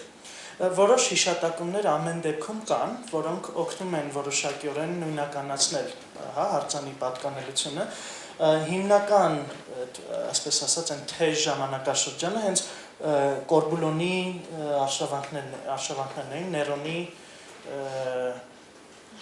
ժամանակ, նրա կողմից հրահրված, այսպես ասած, այստեղ կա հիշատակում, որ ես ընթերցեմ մաքուր ոսկուց պատրաստված առաջին արձանի մասին է այստեղ խոսքը գնում, որը լիովին զուրկ էր դատարկությունից, որի մեջ չկար որևէ դատարկություն եւ որը նախորդում էր նույնիսկ բրոզից պատրաստված հոլոսֆիրատա արձաններին, ըստ Ասեկոսենի կանգնեցվել է Անահիտ Աստվածուհու տաճարում։ Այստեղ ասում է, որ այս արձանը թալանվել է Անտոնիոսի պատերազմների ժամանակ պարթևների դեմ վարված այդ պատերազմների ընթացքում։ But perhaps the source that most plausibly speaks to a possible context for transfer of the image, even if it's much later, is this famous Armenian passage in which Artaxias takes Greek cult images of a group of gods to Armenia and sets them up in a range of different cult centers. Այլ աշխատություններ կան, բացի նախորդը, որոնք փորձում են համատեքստ տալ այս ամեն ինչին եւ փորձել հիմնավորել, թե ինչպես է այս տեղափոխումը տեղի ունեցել, Մովսես Խորենացու գրերից բարձ է դառնում, որ Արտաշեսը հույն աստվածությունների, կամ հունական դիցաբանության աստվածներից որոշների արձանները ինքը տեղափոխում է Հայաստան։ Of course, I don't think we should necessarily take these traditions completely literally. I think, when you have numbers of gods and there are 7 gods, often this is a traditional figure, and it more means an expression of power and the absorption of these foreign gods, which is a tradition which goes back many, many centuries in Near Eastern history, the way you take an image and you take on the power of that god. Իրականում այս ձևակերպումներն էլ չի կարելի բառացի ընկալել, որովհետև այստեղ նշվում է հենց 7 Աստծո կիսանդրու կամ արձանի տեղափոխման մասին եւ այստեղ պետք է մշակութային համատեքստներ հաշվի առնել, այստեղ 7-ը գուցե ուժի եւ իշխանության սիմվոլ ընկալվի կամ այլ կոնոտացիա ունենա։ The most important conclusion, I think, though, is to question the kind of assumed opposition between Roman on the one hand, or Greco-Roman on the one hand, and Armenian on the other. Պարզապես սա կարևոր է այնքանով, որ կարծես խոշոր հակադրություն է ստեղծում արդեն իսկ գոյություն ունեցող առանձին հռոմեական կամ հունական կամ մեկմիասության մեջ հունահռոմեական այս վարկածին դեմ։ The early origins of the gods who are later called Zoroastrian is very difficult, and often the story is written, I think, too much from the later period, from that kind of final development, and then projected back, and often leaves out the local context, particularly in Armenia, of the distinctive nature of religion here. But the relationship between Anahita and different Greek female divinities goes back many, many centuries before you get to the Roman period. Ամեն դեպքում ես կարծում եմ, որ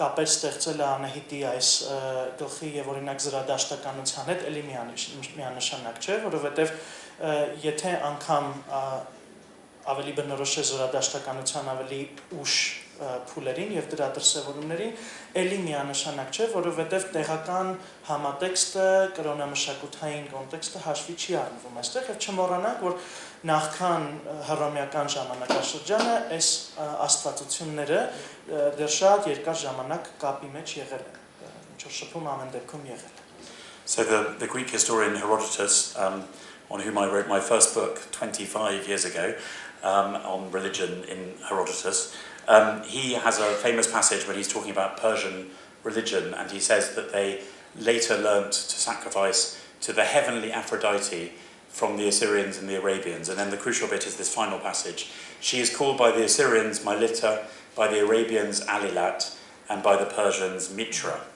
Ես շատ տարիներ առաջ եմ կրոնին վերաբերող այս տեքստերը կարդացել գրված Հերոդոտոսի կողմից, բայց իր տեքստերում մի շատ կարևոր հիշատակում նա ունի, ասում է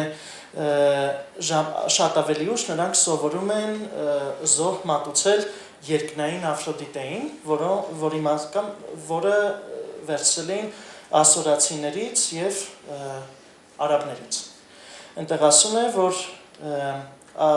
ասորացիները նրան անվանում էին Միլիթա, արաբները Ալիլատ, իսկ պարսիկները Միթրա։ Now everyone is inclined to say Herodotus is a fool because everyone knows that Mithras is a male god and Aphrodite is a female god, so what is he thinking?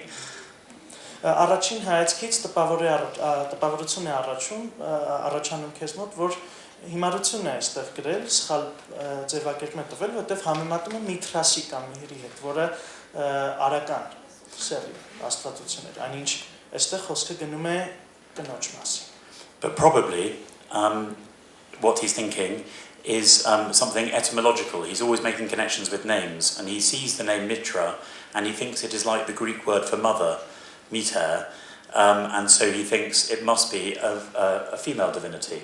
That's what everyone says.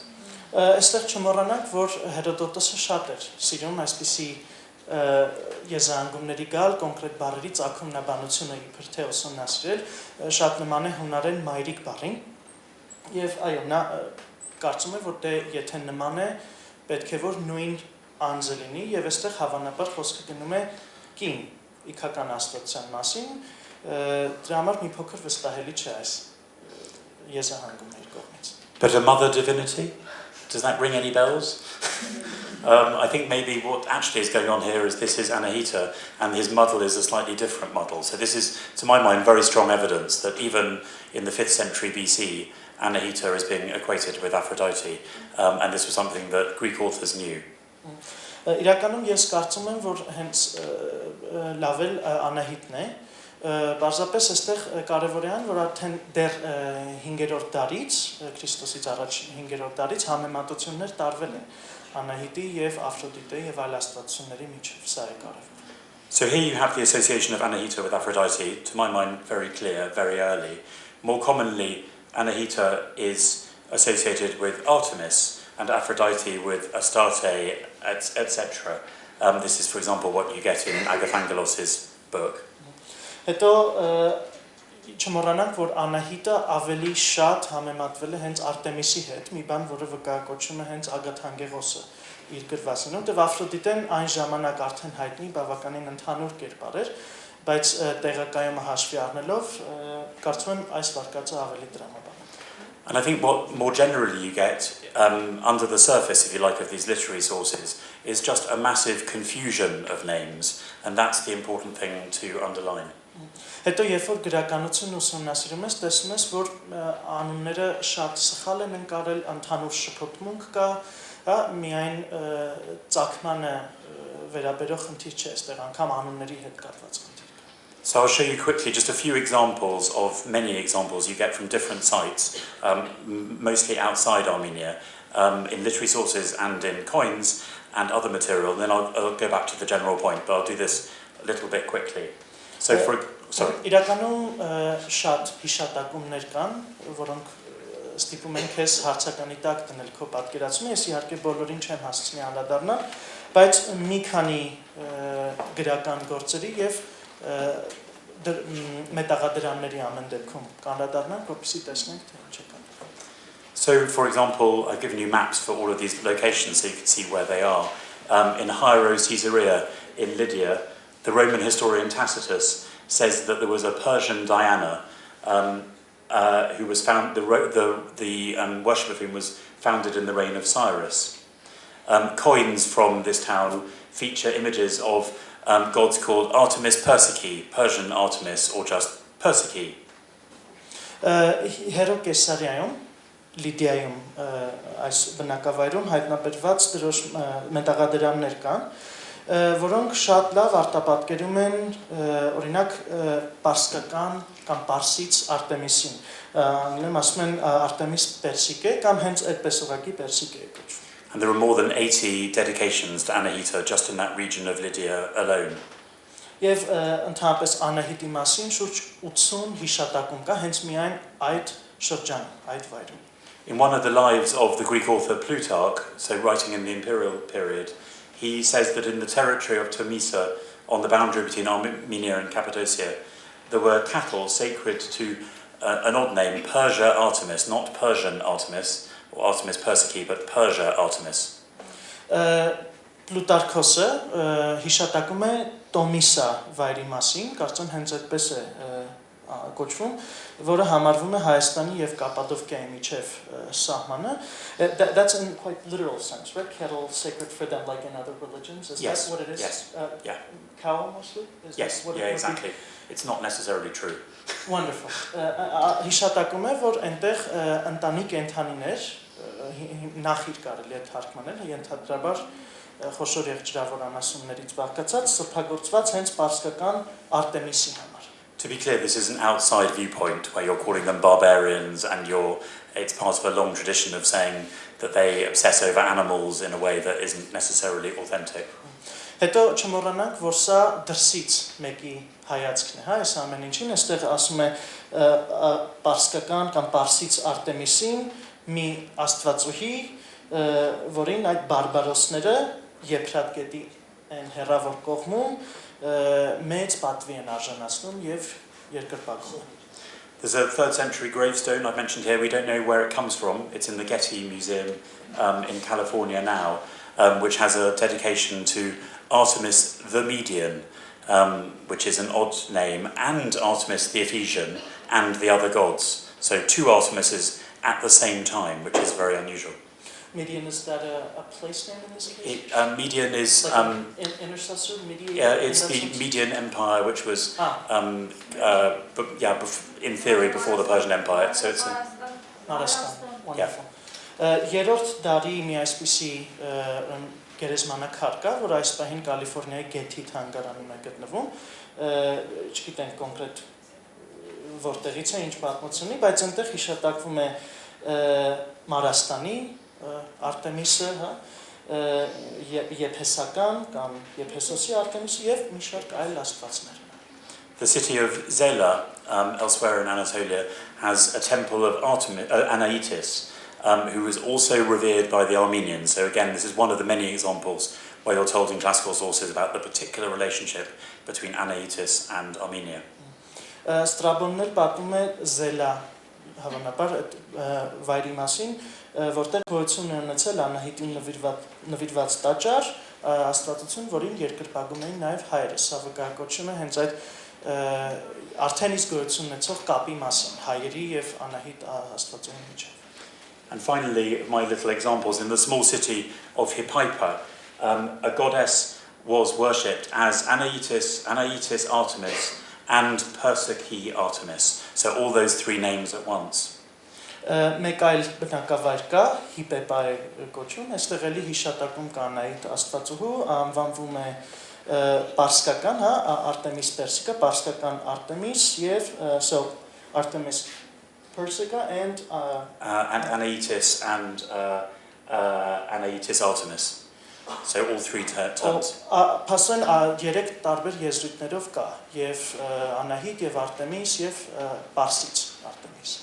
And most strikingly, this is a terrible picture. I'm sorry, it's the best picture I could find. But here on the left, you have a completely conventional image of Artemis, looking just like she was in any Greek city. And then on the right, you have a picture of someone who looks like a Persian priest with a rod and a little pile of ashes on the ground. So it's very striking precisely because of the conventionalness. And then it's from the city of Hippaipa, is what you're told. So on the one hand, they see it as Persian, whatever Persian means now. On the other hand, it looks just like any other Greek goddess of Artemis. You're claiming that there were 2 different perceptions in the same place? In the same place. You're worshipping it in Persian rites, but you have a completely conventional Greek image. Նկարը շատ վատն է, համարյա ոչինչ չի երևում, բազապես լավագույն նկարներ, որ կարողացա գտնել ու դնել սահիկի վրա, ձախ կողմի մետաղադրամի վրա Artemis, right? Yeah, Artemis. Artemis-ի են շատ տիպիկ դասական ավանդական արտապատկերումն է, ինչպես որ տարածված էր կայսրության այլ վայրերում, բայց նույն բնակավայրում փաստորեն կա նաև այլ ընկալում աջ կողմում ներկայացված է Պարսից քուրմ, որը ուրեմն կարելի ասել ձող է այսպես երկար եւ ի թագավորական այո կրակի վրա պահած այդպիսի արտապատկերում է հաստորեն անձնավորումը այսպիսին էր բայց նաեւ կար տիպիկ հելենիստական այսպիսի արտապատկեր. So I think what's striking in all of this is if you like you don't have to choose. That's the conclusion. It would be ridiculous here, going back to that Anahita in the guise of Aphrodite. Is it that way around? Yes. You don't have to choose. Here, would you say it was Anahitas, or would you say it was Artemis? It's all of those at once. That's the important conclusion. Ես կարծում եմ, որ լավագույն ամենաընդունելի եզրահանգումը կլինի այն, որ չփորձենք անվանումներ տալ կամ պարտադիր վերագրել Անահիտին կամ Արտեմիսին եւ այլն։ Փաստորեն կարող է լինել բոլոր աստվածությունները մեկ տեղում։ This is one of the main conclusions of an important book by an author who died about 2 weeks ago, who was very important to me as well, who's called Henk Versnel, and was a professor in Leiden in the Netherlands. And his big book is basically saying the Greeks have confusing contradictory ideas, and not just the Greeks, but also others in polytheistic religion. And is this God the same as this God, or are they different? Again, they can be both the things at once, a much more complicated reality. Այս մոտեցումը հիմնավորող մի աշխատություն էլ կա, գրված Հենկ Վերսնելի կողմից, հոլանդացի գիտնական է, հենց այս գրքում մարտնչելով աստվածների հետ, նա ասում է, որ իրականում թե հելենիստական ժամանակաշրջանում հունական տիրույթում այսպես եւ հռոմեական կոնտեքստում, ինչպես եւ այլ լեզվամշակույթներում ընդհանուր շփոթմունք եւ թյուրըմբռնում կա անոնների։ Արդյոք այս աստվածը մյուսի հետ նույնը չէ, արդյոք դրանք տարբեր աստվածություններ են, թե մեկն են մեկի տարբեր ընկալումները։ We tend, I think, in studying ancient religion sometimes to see ancient gods a bit like we were organizing insects or plants, where we say that this is a subset of this is the species, this is the genus, etc. But this is a false way of looking at it. Իդեպ մենք երևի բնաստաբար հակված ենք դասակարգելու կամ անտիկ աստվածներին, ինչպես օրինակ դասակարգում ենք թռչուններին կամ միջատներին եւ այլն, ասելուց սա կարգն է, սա դասակարգն է, սա ընտանիքն է, ենթաընտանիքը եւ այդպես շարունակ, բայց կարծում եմ այս մոտեցումը այստեղ ուղղակի չի գործում։ To show this, I want to just read quickly from a hymn or description of Zeus, the god Zeus, from a probably Hellenistic author, which describes the different faces of Zeus, the different personalities. And I'll give you, they're all short lines, so I'll just do it quickly, one line and then another line. Should that be? Yeah, so come in each time. So this is about Zeus. Zeus is the firstborn. I'll say what you already said. Yeah. Սա ապացուցելու համար ուզում եմ հույն անհայտ գրողներից մեկի տեքստը կարդալ, որը նվիրված է Զևսին, այստեղ շատ լավ երևում է, թե ինչ տարբեր դեմքեր են վերագրվում նույն աստվածությանը, լավ? Can you read the first one? Zeus is the firstborn. Ասում է Զևսը առաջնեկն է. Zeus is the last. Զևսը վերջինն է. The lord of the lightning. Of what? Of the lightning flashes. The lightning. Ասում է կայծակի կամ այո, կայծակի աստվածն է. Zeus is the head. Նա է գլուխը. Zeus is the center. Նա է կենտրոնը, առանցքը. From Zeus everything comes. Զևսը ամեն Everything comes. Okay, ամեն ինչի սկիզբն է. Zeus is the foundation of the earth and the starry heaven. Ասում է երկնքի եւ աստղալից տիեզերքի հիմքն է. Zeus is the ocean. Նա է օվկիանոսը, կամ Զևսը օվկիանոսը. Zeus is the sun and moon. Զևսը լուսնի որդին է. Zeus is the master of everything. Zeus is the lord of lightning, etc. Նա է ամեն ինչի վարպետը, արարիչը եւ այսպես շարունակ.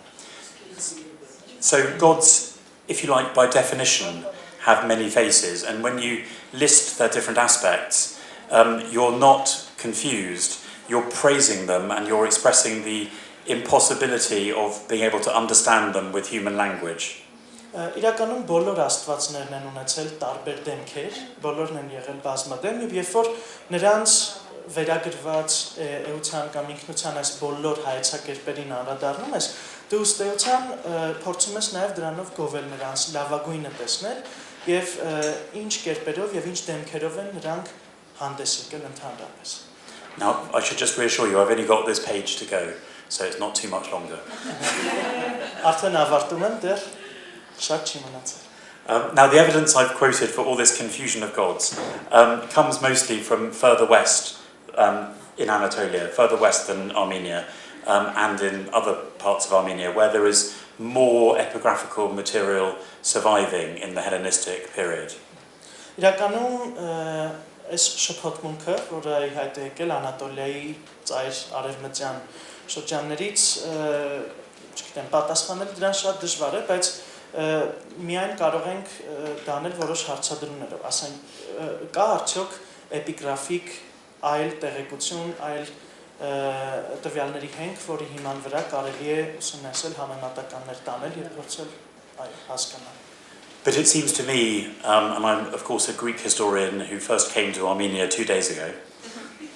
Ես հենց հունական մշակույթն եմ ուսումնասիրել, ես այդ մշակույթն եմ ուսումնասիրության դիրքում եւ Հայաստան եկել եմ ընդամենը 2 օր առաջ։ It seems to me that in Armenia also, so famous for its worship of Anahita that some parts were called Anaitika, that the same kind of rules apply, I think, the same kind of confusion or mixture.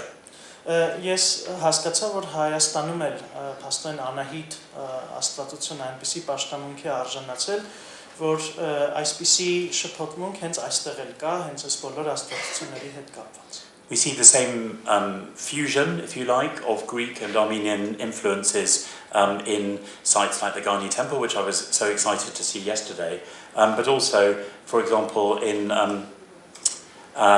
the introduction of Agathangelos, where he talks about his skills in Greek and Latin in the introduction, the way in which it fuses different literary influences. Հետո Հայաստանում էլ, ինչպես օրինակ Գառնու տաճարը, տեսնում ենք, որ փաստորեն հունական եւ հայկական մշակույթների միաձուլումը բավականին ակտիվորեն տեղի է ունեցել։ Եվ վերջում ուզում եմ ցույց տալ Ագաթանգեղոսի գրվածքը հենց իր մասին, որը ներածությունում է ներկայացնում, ասում է, որ շատ լավ տիրապետել է լատիներենին եւ հունարենին, այսինքն վկայակոչում եւ հղումներ է անում միջտեքստայնորեն շատ այլ մշակույթների, շատ այլ գրերի։ So the fact that the Anahite, the Satala Anahite, looks Greek in style, although I'm still concerned about the hair, is irrelevant. It doesn't mean that it isn't Anahite, because after all, remember my coin with a conventional Greek Artemis, who clearly isn't just Artemis.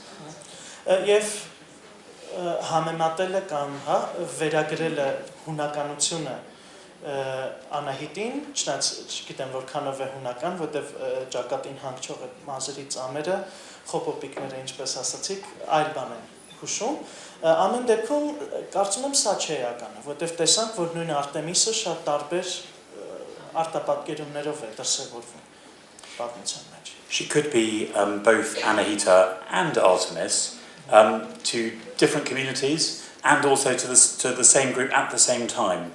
And I think this also supports the idea of the possibility that she was a gift, not just necessarily taken in capture, because often in the long period of Greek history with other peoples, they hold on to the gods they have in common and they swear oaths by those gods they have in common. So if they're aware that the Armenians have particular worship of Artemis, of Anahita, it makes it very obvious to give a gift that makes sense in those terms.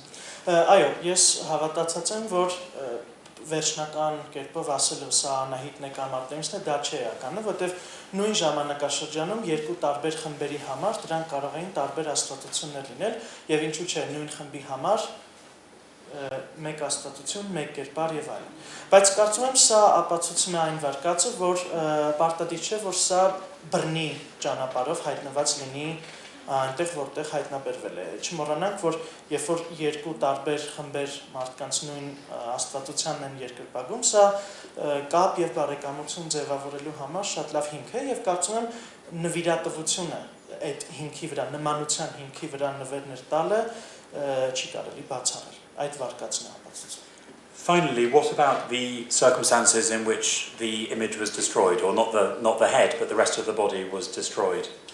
Վերջում ուզում եմ անդրադառնալ այն հանգամանքներին կամ պայմաններին, որոնցում արձանի մյուս մասը, ոչ թե գլուխը, այլ մարմնի մյուս մասերը ոչնչացվել են։ Was this Roman violence on the model of looting from Erez that we saw earlier?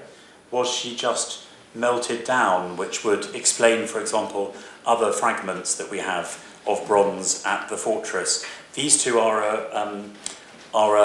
wild goose chase. They're irrelevant, but I'll show you the most difficulty. They're in the British Museum stores. I'm sorry for the rude image on the left, and then we have a foot on the right.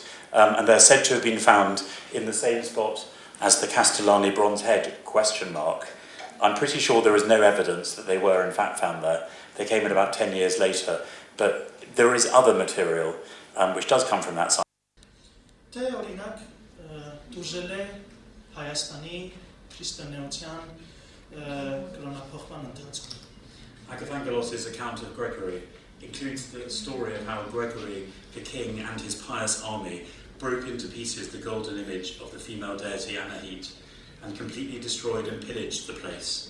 Ագաթանգելոսը խոսում է Գրիգոր Լուսավորչի մասին եւ պատմում թե ինչպես Գրիգոր Լուսավորիչը արքան եւ իրենց սրբապաշտ բանակը ոչնչացնում էին ամեն ինչ, ջարդում եւ այստեղ ասում են նաեւ որ կոտրել են լրիվ Անահիտ Աստվածուհու կին Աստվածուհու ոսկե արձան ու պատմում են նրա մասին որ այո լրիվ ոչնչացնում էին, թալանում եւ արգրավում արծաթն ոսկե.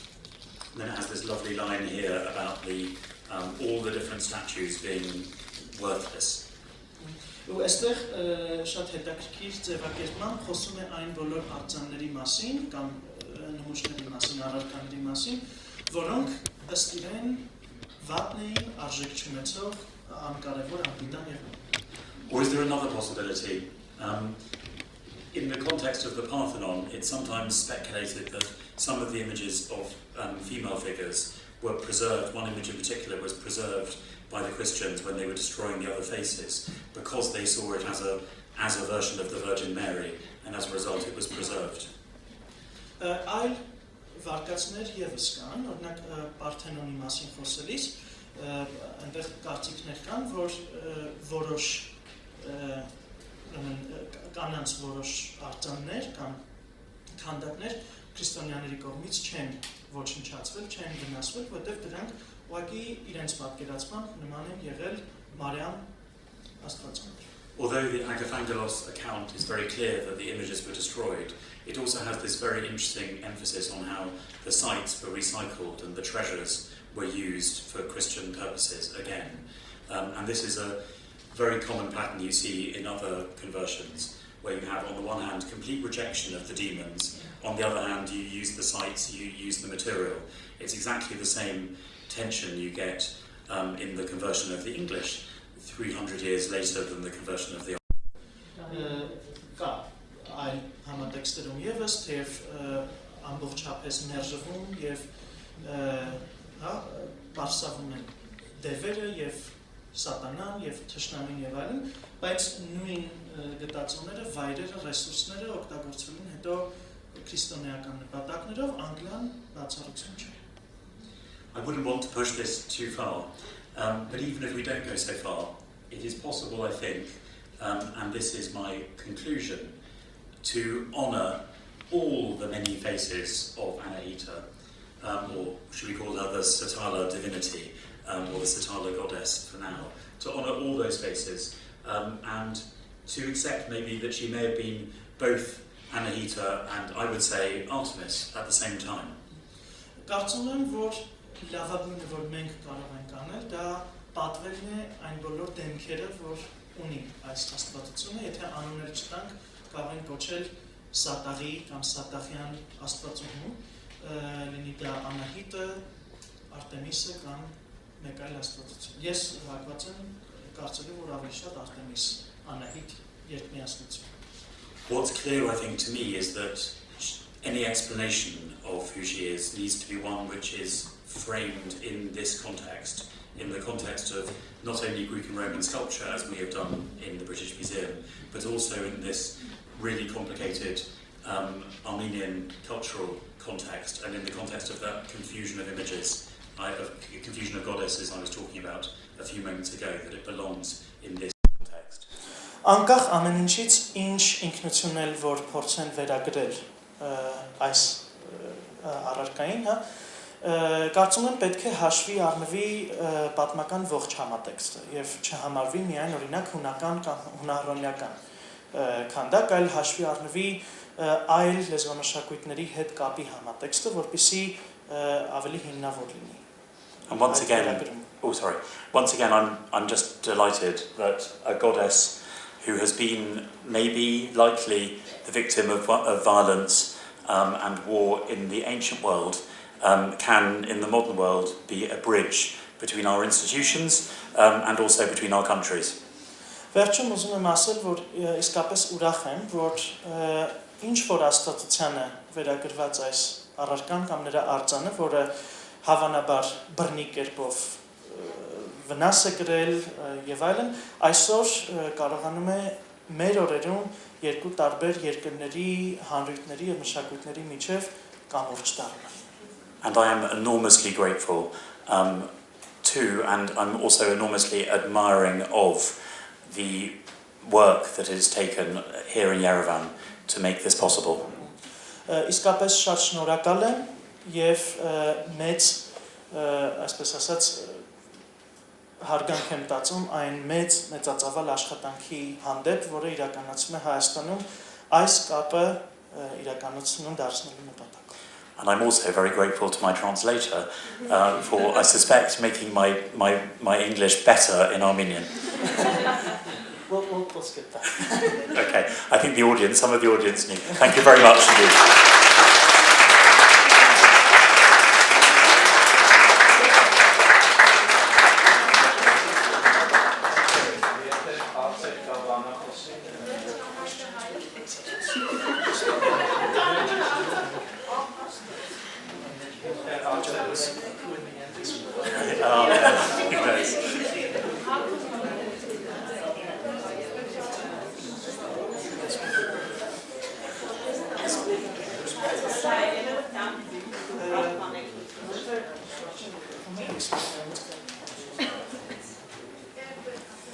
Հարցս հայերենով տամ դուք թարգմանեք խնդրում եմ։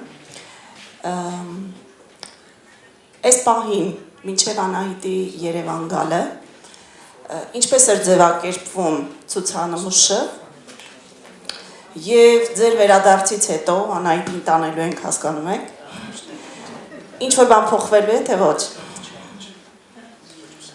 Okay, thank you. I think I hope many things change. I mean, the label will change first of all, and I mean it's very difficult just to start at a small level.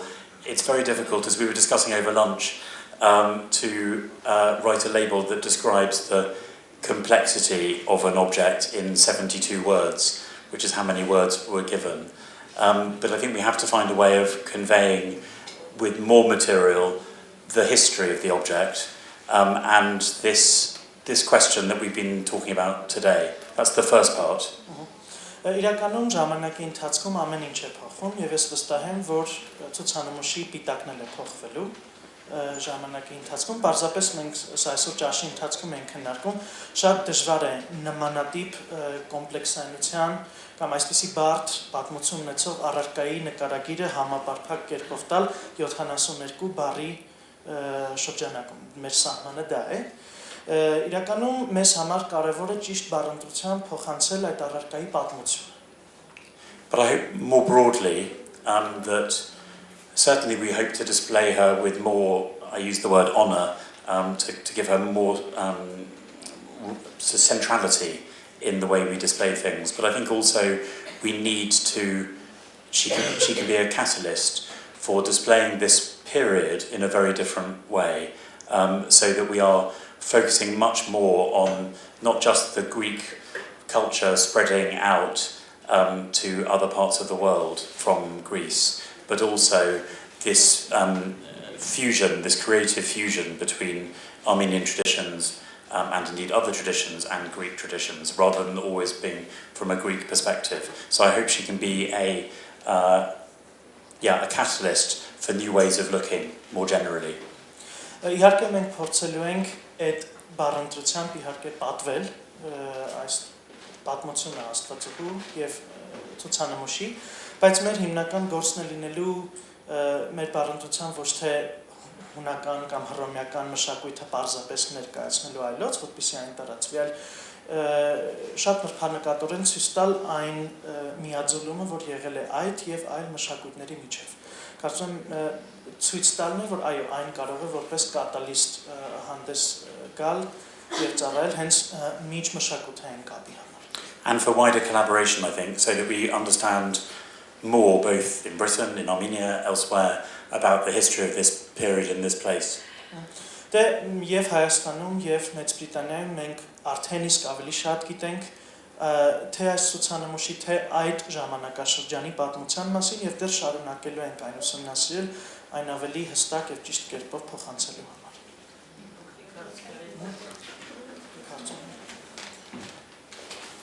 Thank you. I would like to ask if there is any proof that a head and hand is belong to the same statue.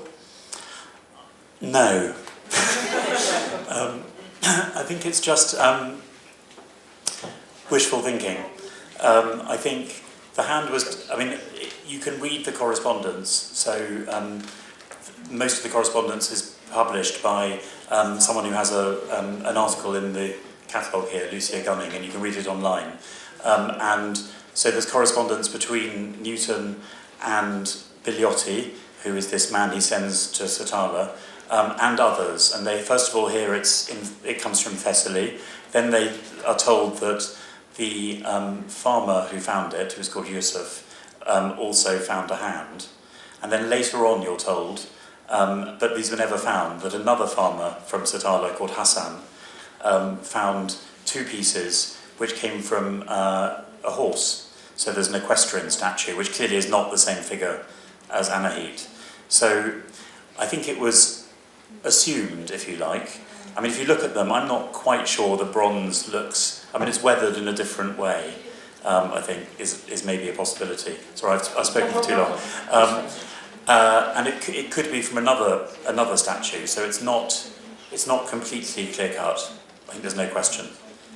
Հարցը վերաբերում է նրան, թե կա ինչ-որ կոնկրետ ապացույց, որը մեզ ստիպում է մտածել, որ եւ ձեռքը փեշքով եւ գլուխը հենց նույն արձանին են պատկանում, ասված որ կոնկրետ ապացույց չկա, միակ հենակետը այսպիսի եզրահանգման գալու այդ նամակագրությունն է, օրինակ Բիլյանի եւ Բիլյոտի, I think it was Բիլյոտի եւ Նյուտոնի միջեւ, Բիլյոտին այն մարդն է, որին Նյուտոնն ուղարկում է հենց Սատաղ այնտեղ պեղումներ անելու, այդտեղ սկզբից ասում է, որ Հասան անունով, Յուսուֆ անունով մի ֆերմեր գյուղացի ինչ որ այսպիսի բան է գտել ձեռքը այդ փեշքով։ Հետո ասում է, որ Հասան անունով մեկը երկու առարկա է գտել գտածով, որ ինչ որ ձիավորի կամ ձիու քանդակի մի մաս է։ Կոնկրետ, այո, փաստացի ապացույց չկա, պարզապես այս հղումներն են, որոնք ունենք։ But those two little pieces from the equestrian statue, they disappeared. And then Biliotti went there and he did a very good survey of the whole area, and he found other things like Roman inscriptions, but no more bronze. So they were looking for the rest of the body, and there was no luck. Այստեղ յուրահատկությունն այն է, որ քանդակը պատրաստված է հենց բրոնզից, սա էլ է դժվարացնում գործը, այնտեղ ձիավորի կամ ընդհանրապես ձիավարությանը վերաբերող գտածոներ քիչ կային, դրանք հետո այդ վարկածը անհետացավ, բայց այլ կարևոր գտածոներ եւս կային, այդտեղ հռոմեական արձանագրություններ կային եւ այլն, բայց ցավոք այլ բրոնզե գտածոներ չեն հայտնաբերվել։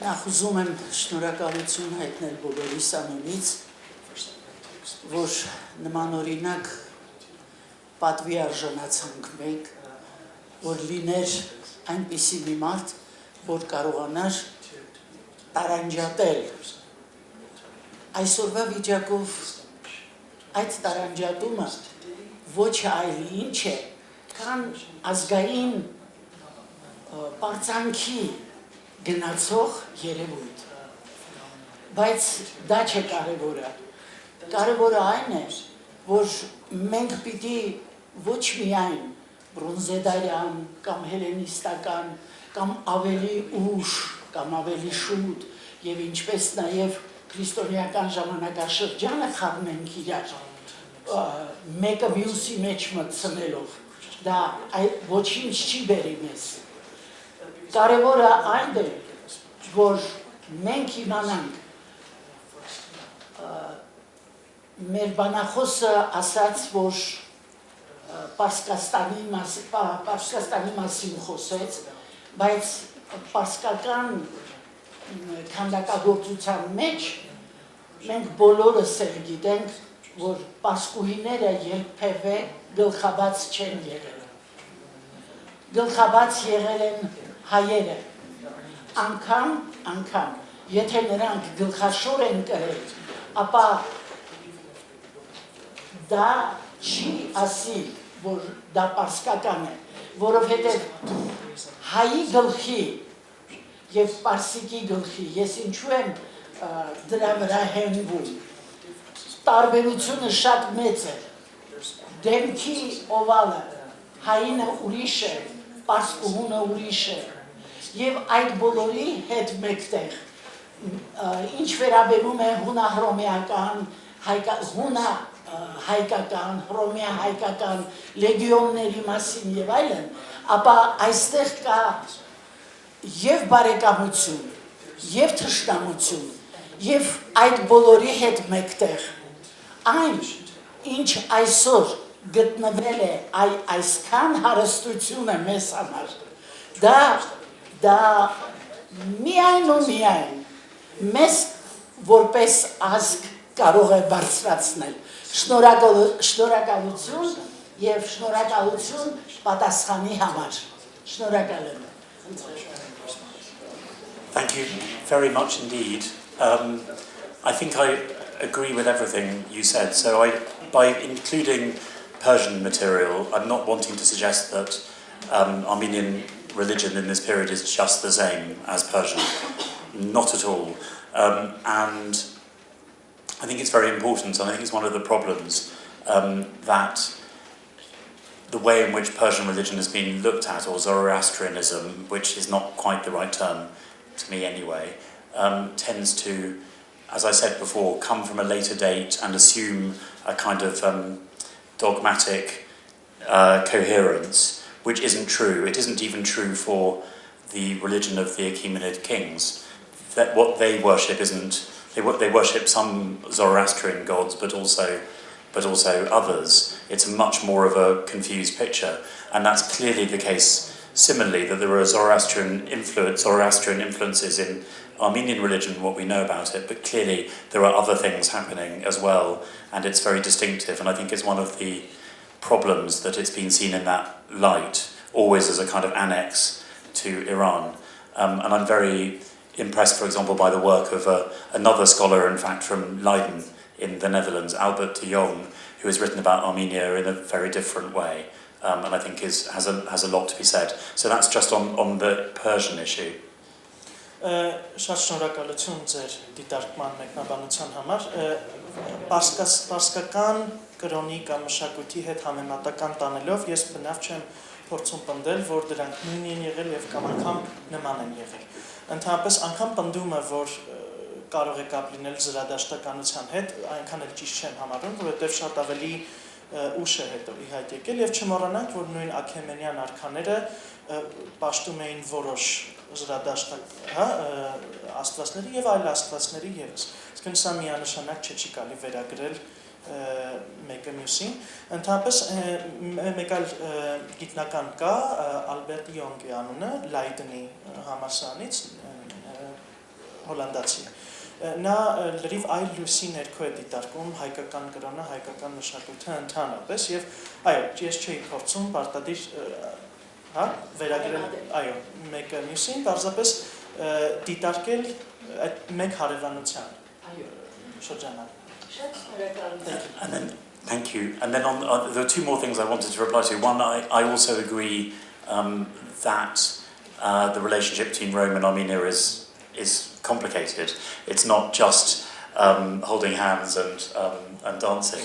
There is periods of serious conflict, and it's very important, I think, that we recognise that and the kind of negative stereotypes that also appear in history writing of the sort that we've seen. So I completely agree. I just didn't want to always assume that the only contact between Rome and the Greek world and Armenia is always like that, because I think behind that there is this long familiarity, long understanding, which is running alongside it. Մի բան եմ ուզում ավելացնել, ցանկանում եմ ասել, որ միշտ չէ, այո, որ Հայաստանի եւ Հռոմեական կայսրության միջև հարաբերությունները այդքան բարեկամական են եղել, անշուշտ այնտեղ եղել են լուրջ հակամարտությունների փուլեր եւս։ Պարզապես այո, ուզում եի զուտ ասել, որ հայաստանյան եւ հունական կամ հայ հռոմեական հարաբերություններում այդ բոլոր վարկածները պետք է հաշվի առնվեն։ Thank you very much.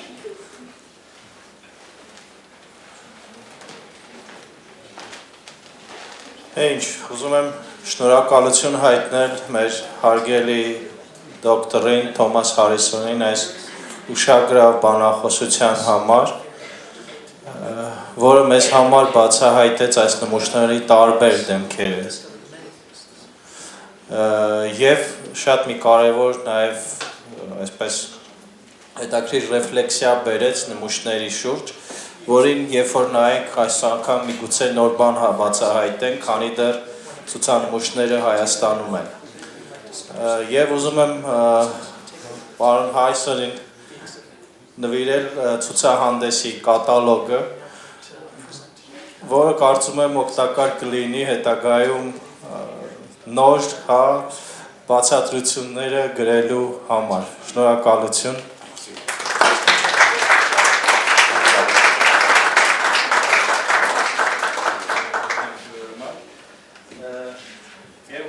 Ուզում եմ ձեզ շնորհակալություն հայտնել, որ ժամանակ գտաք մասնակցելու այս բանախոսությանը եւ առաջարկել հետեւել մեր նորություններին, որովհետեւ մարտի 4-ին ունենալու ենք այս շարքից եւս մեկ այլ բանախոսություն, որը կվարի Լուսիա Գանինգը, այս կատալոգի հոդվածի հեղինակներից մեկը եւ մեզ համար կբացահայտի ինչպես այս նմուշները հայտնվեցին Բրիտանական թանգարանում եւ շատ հետաքրքիր բանախոսություններում, այնպես որ սիրով կսպասենք ձեզ։ Շնորհակալություն։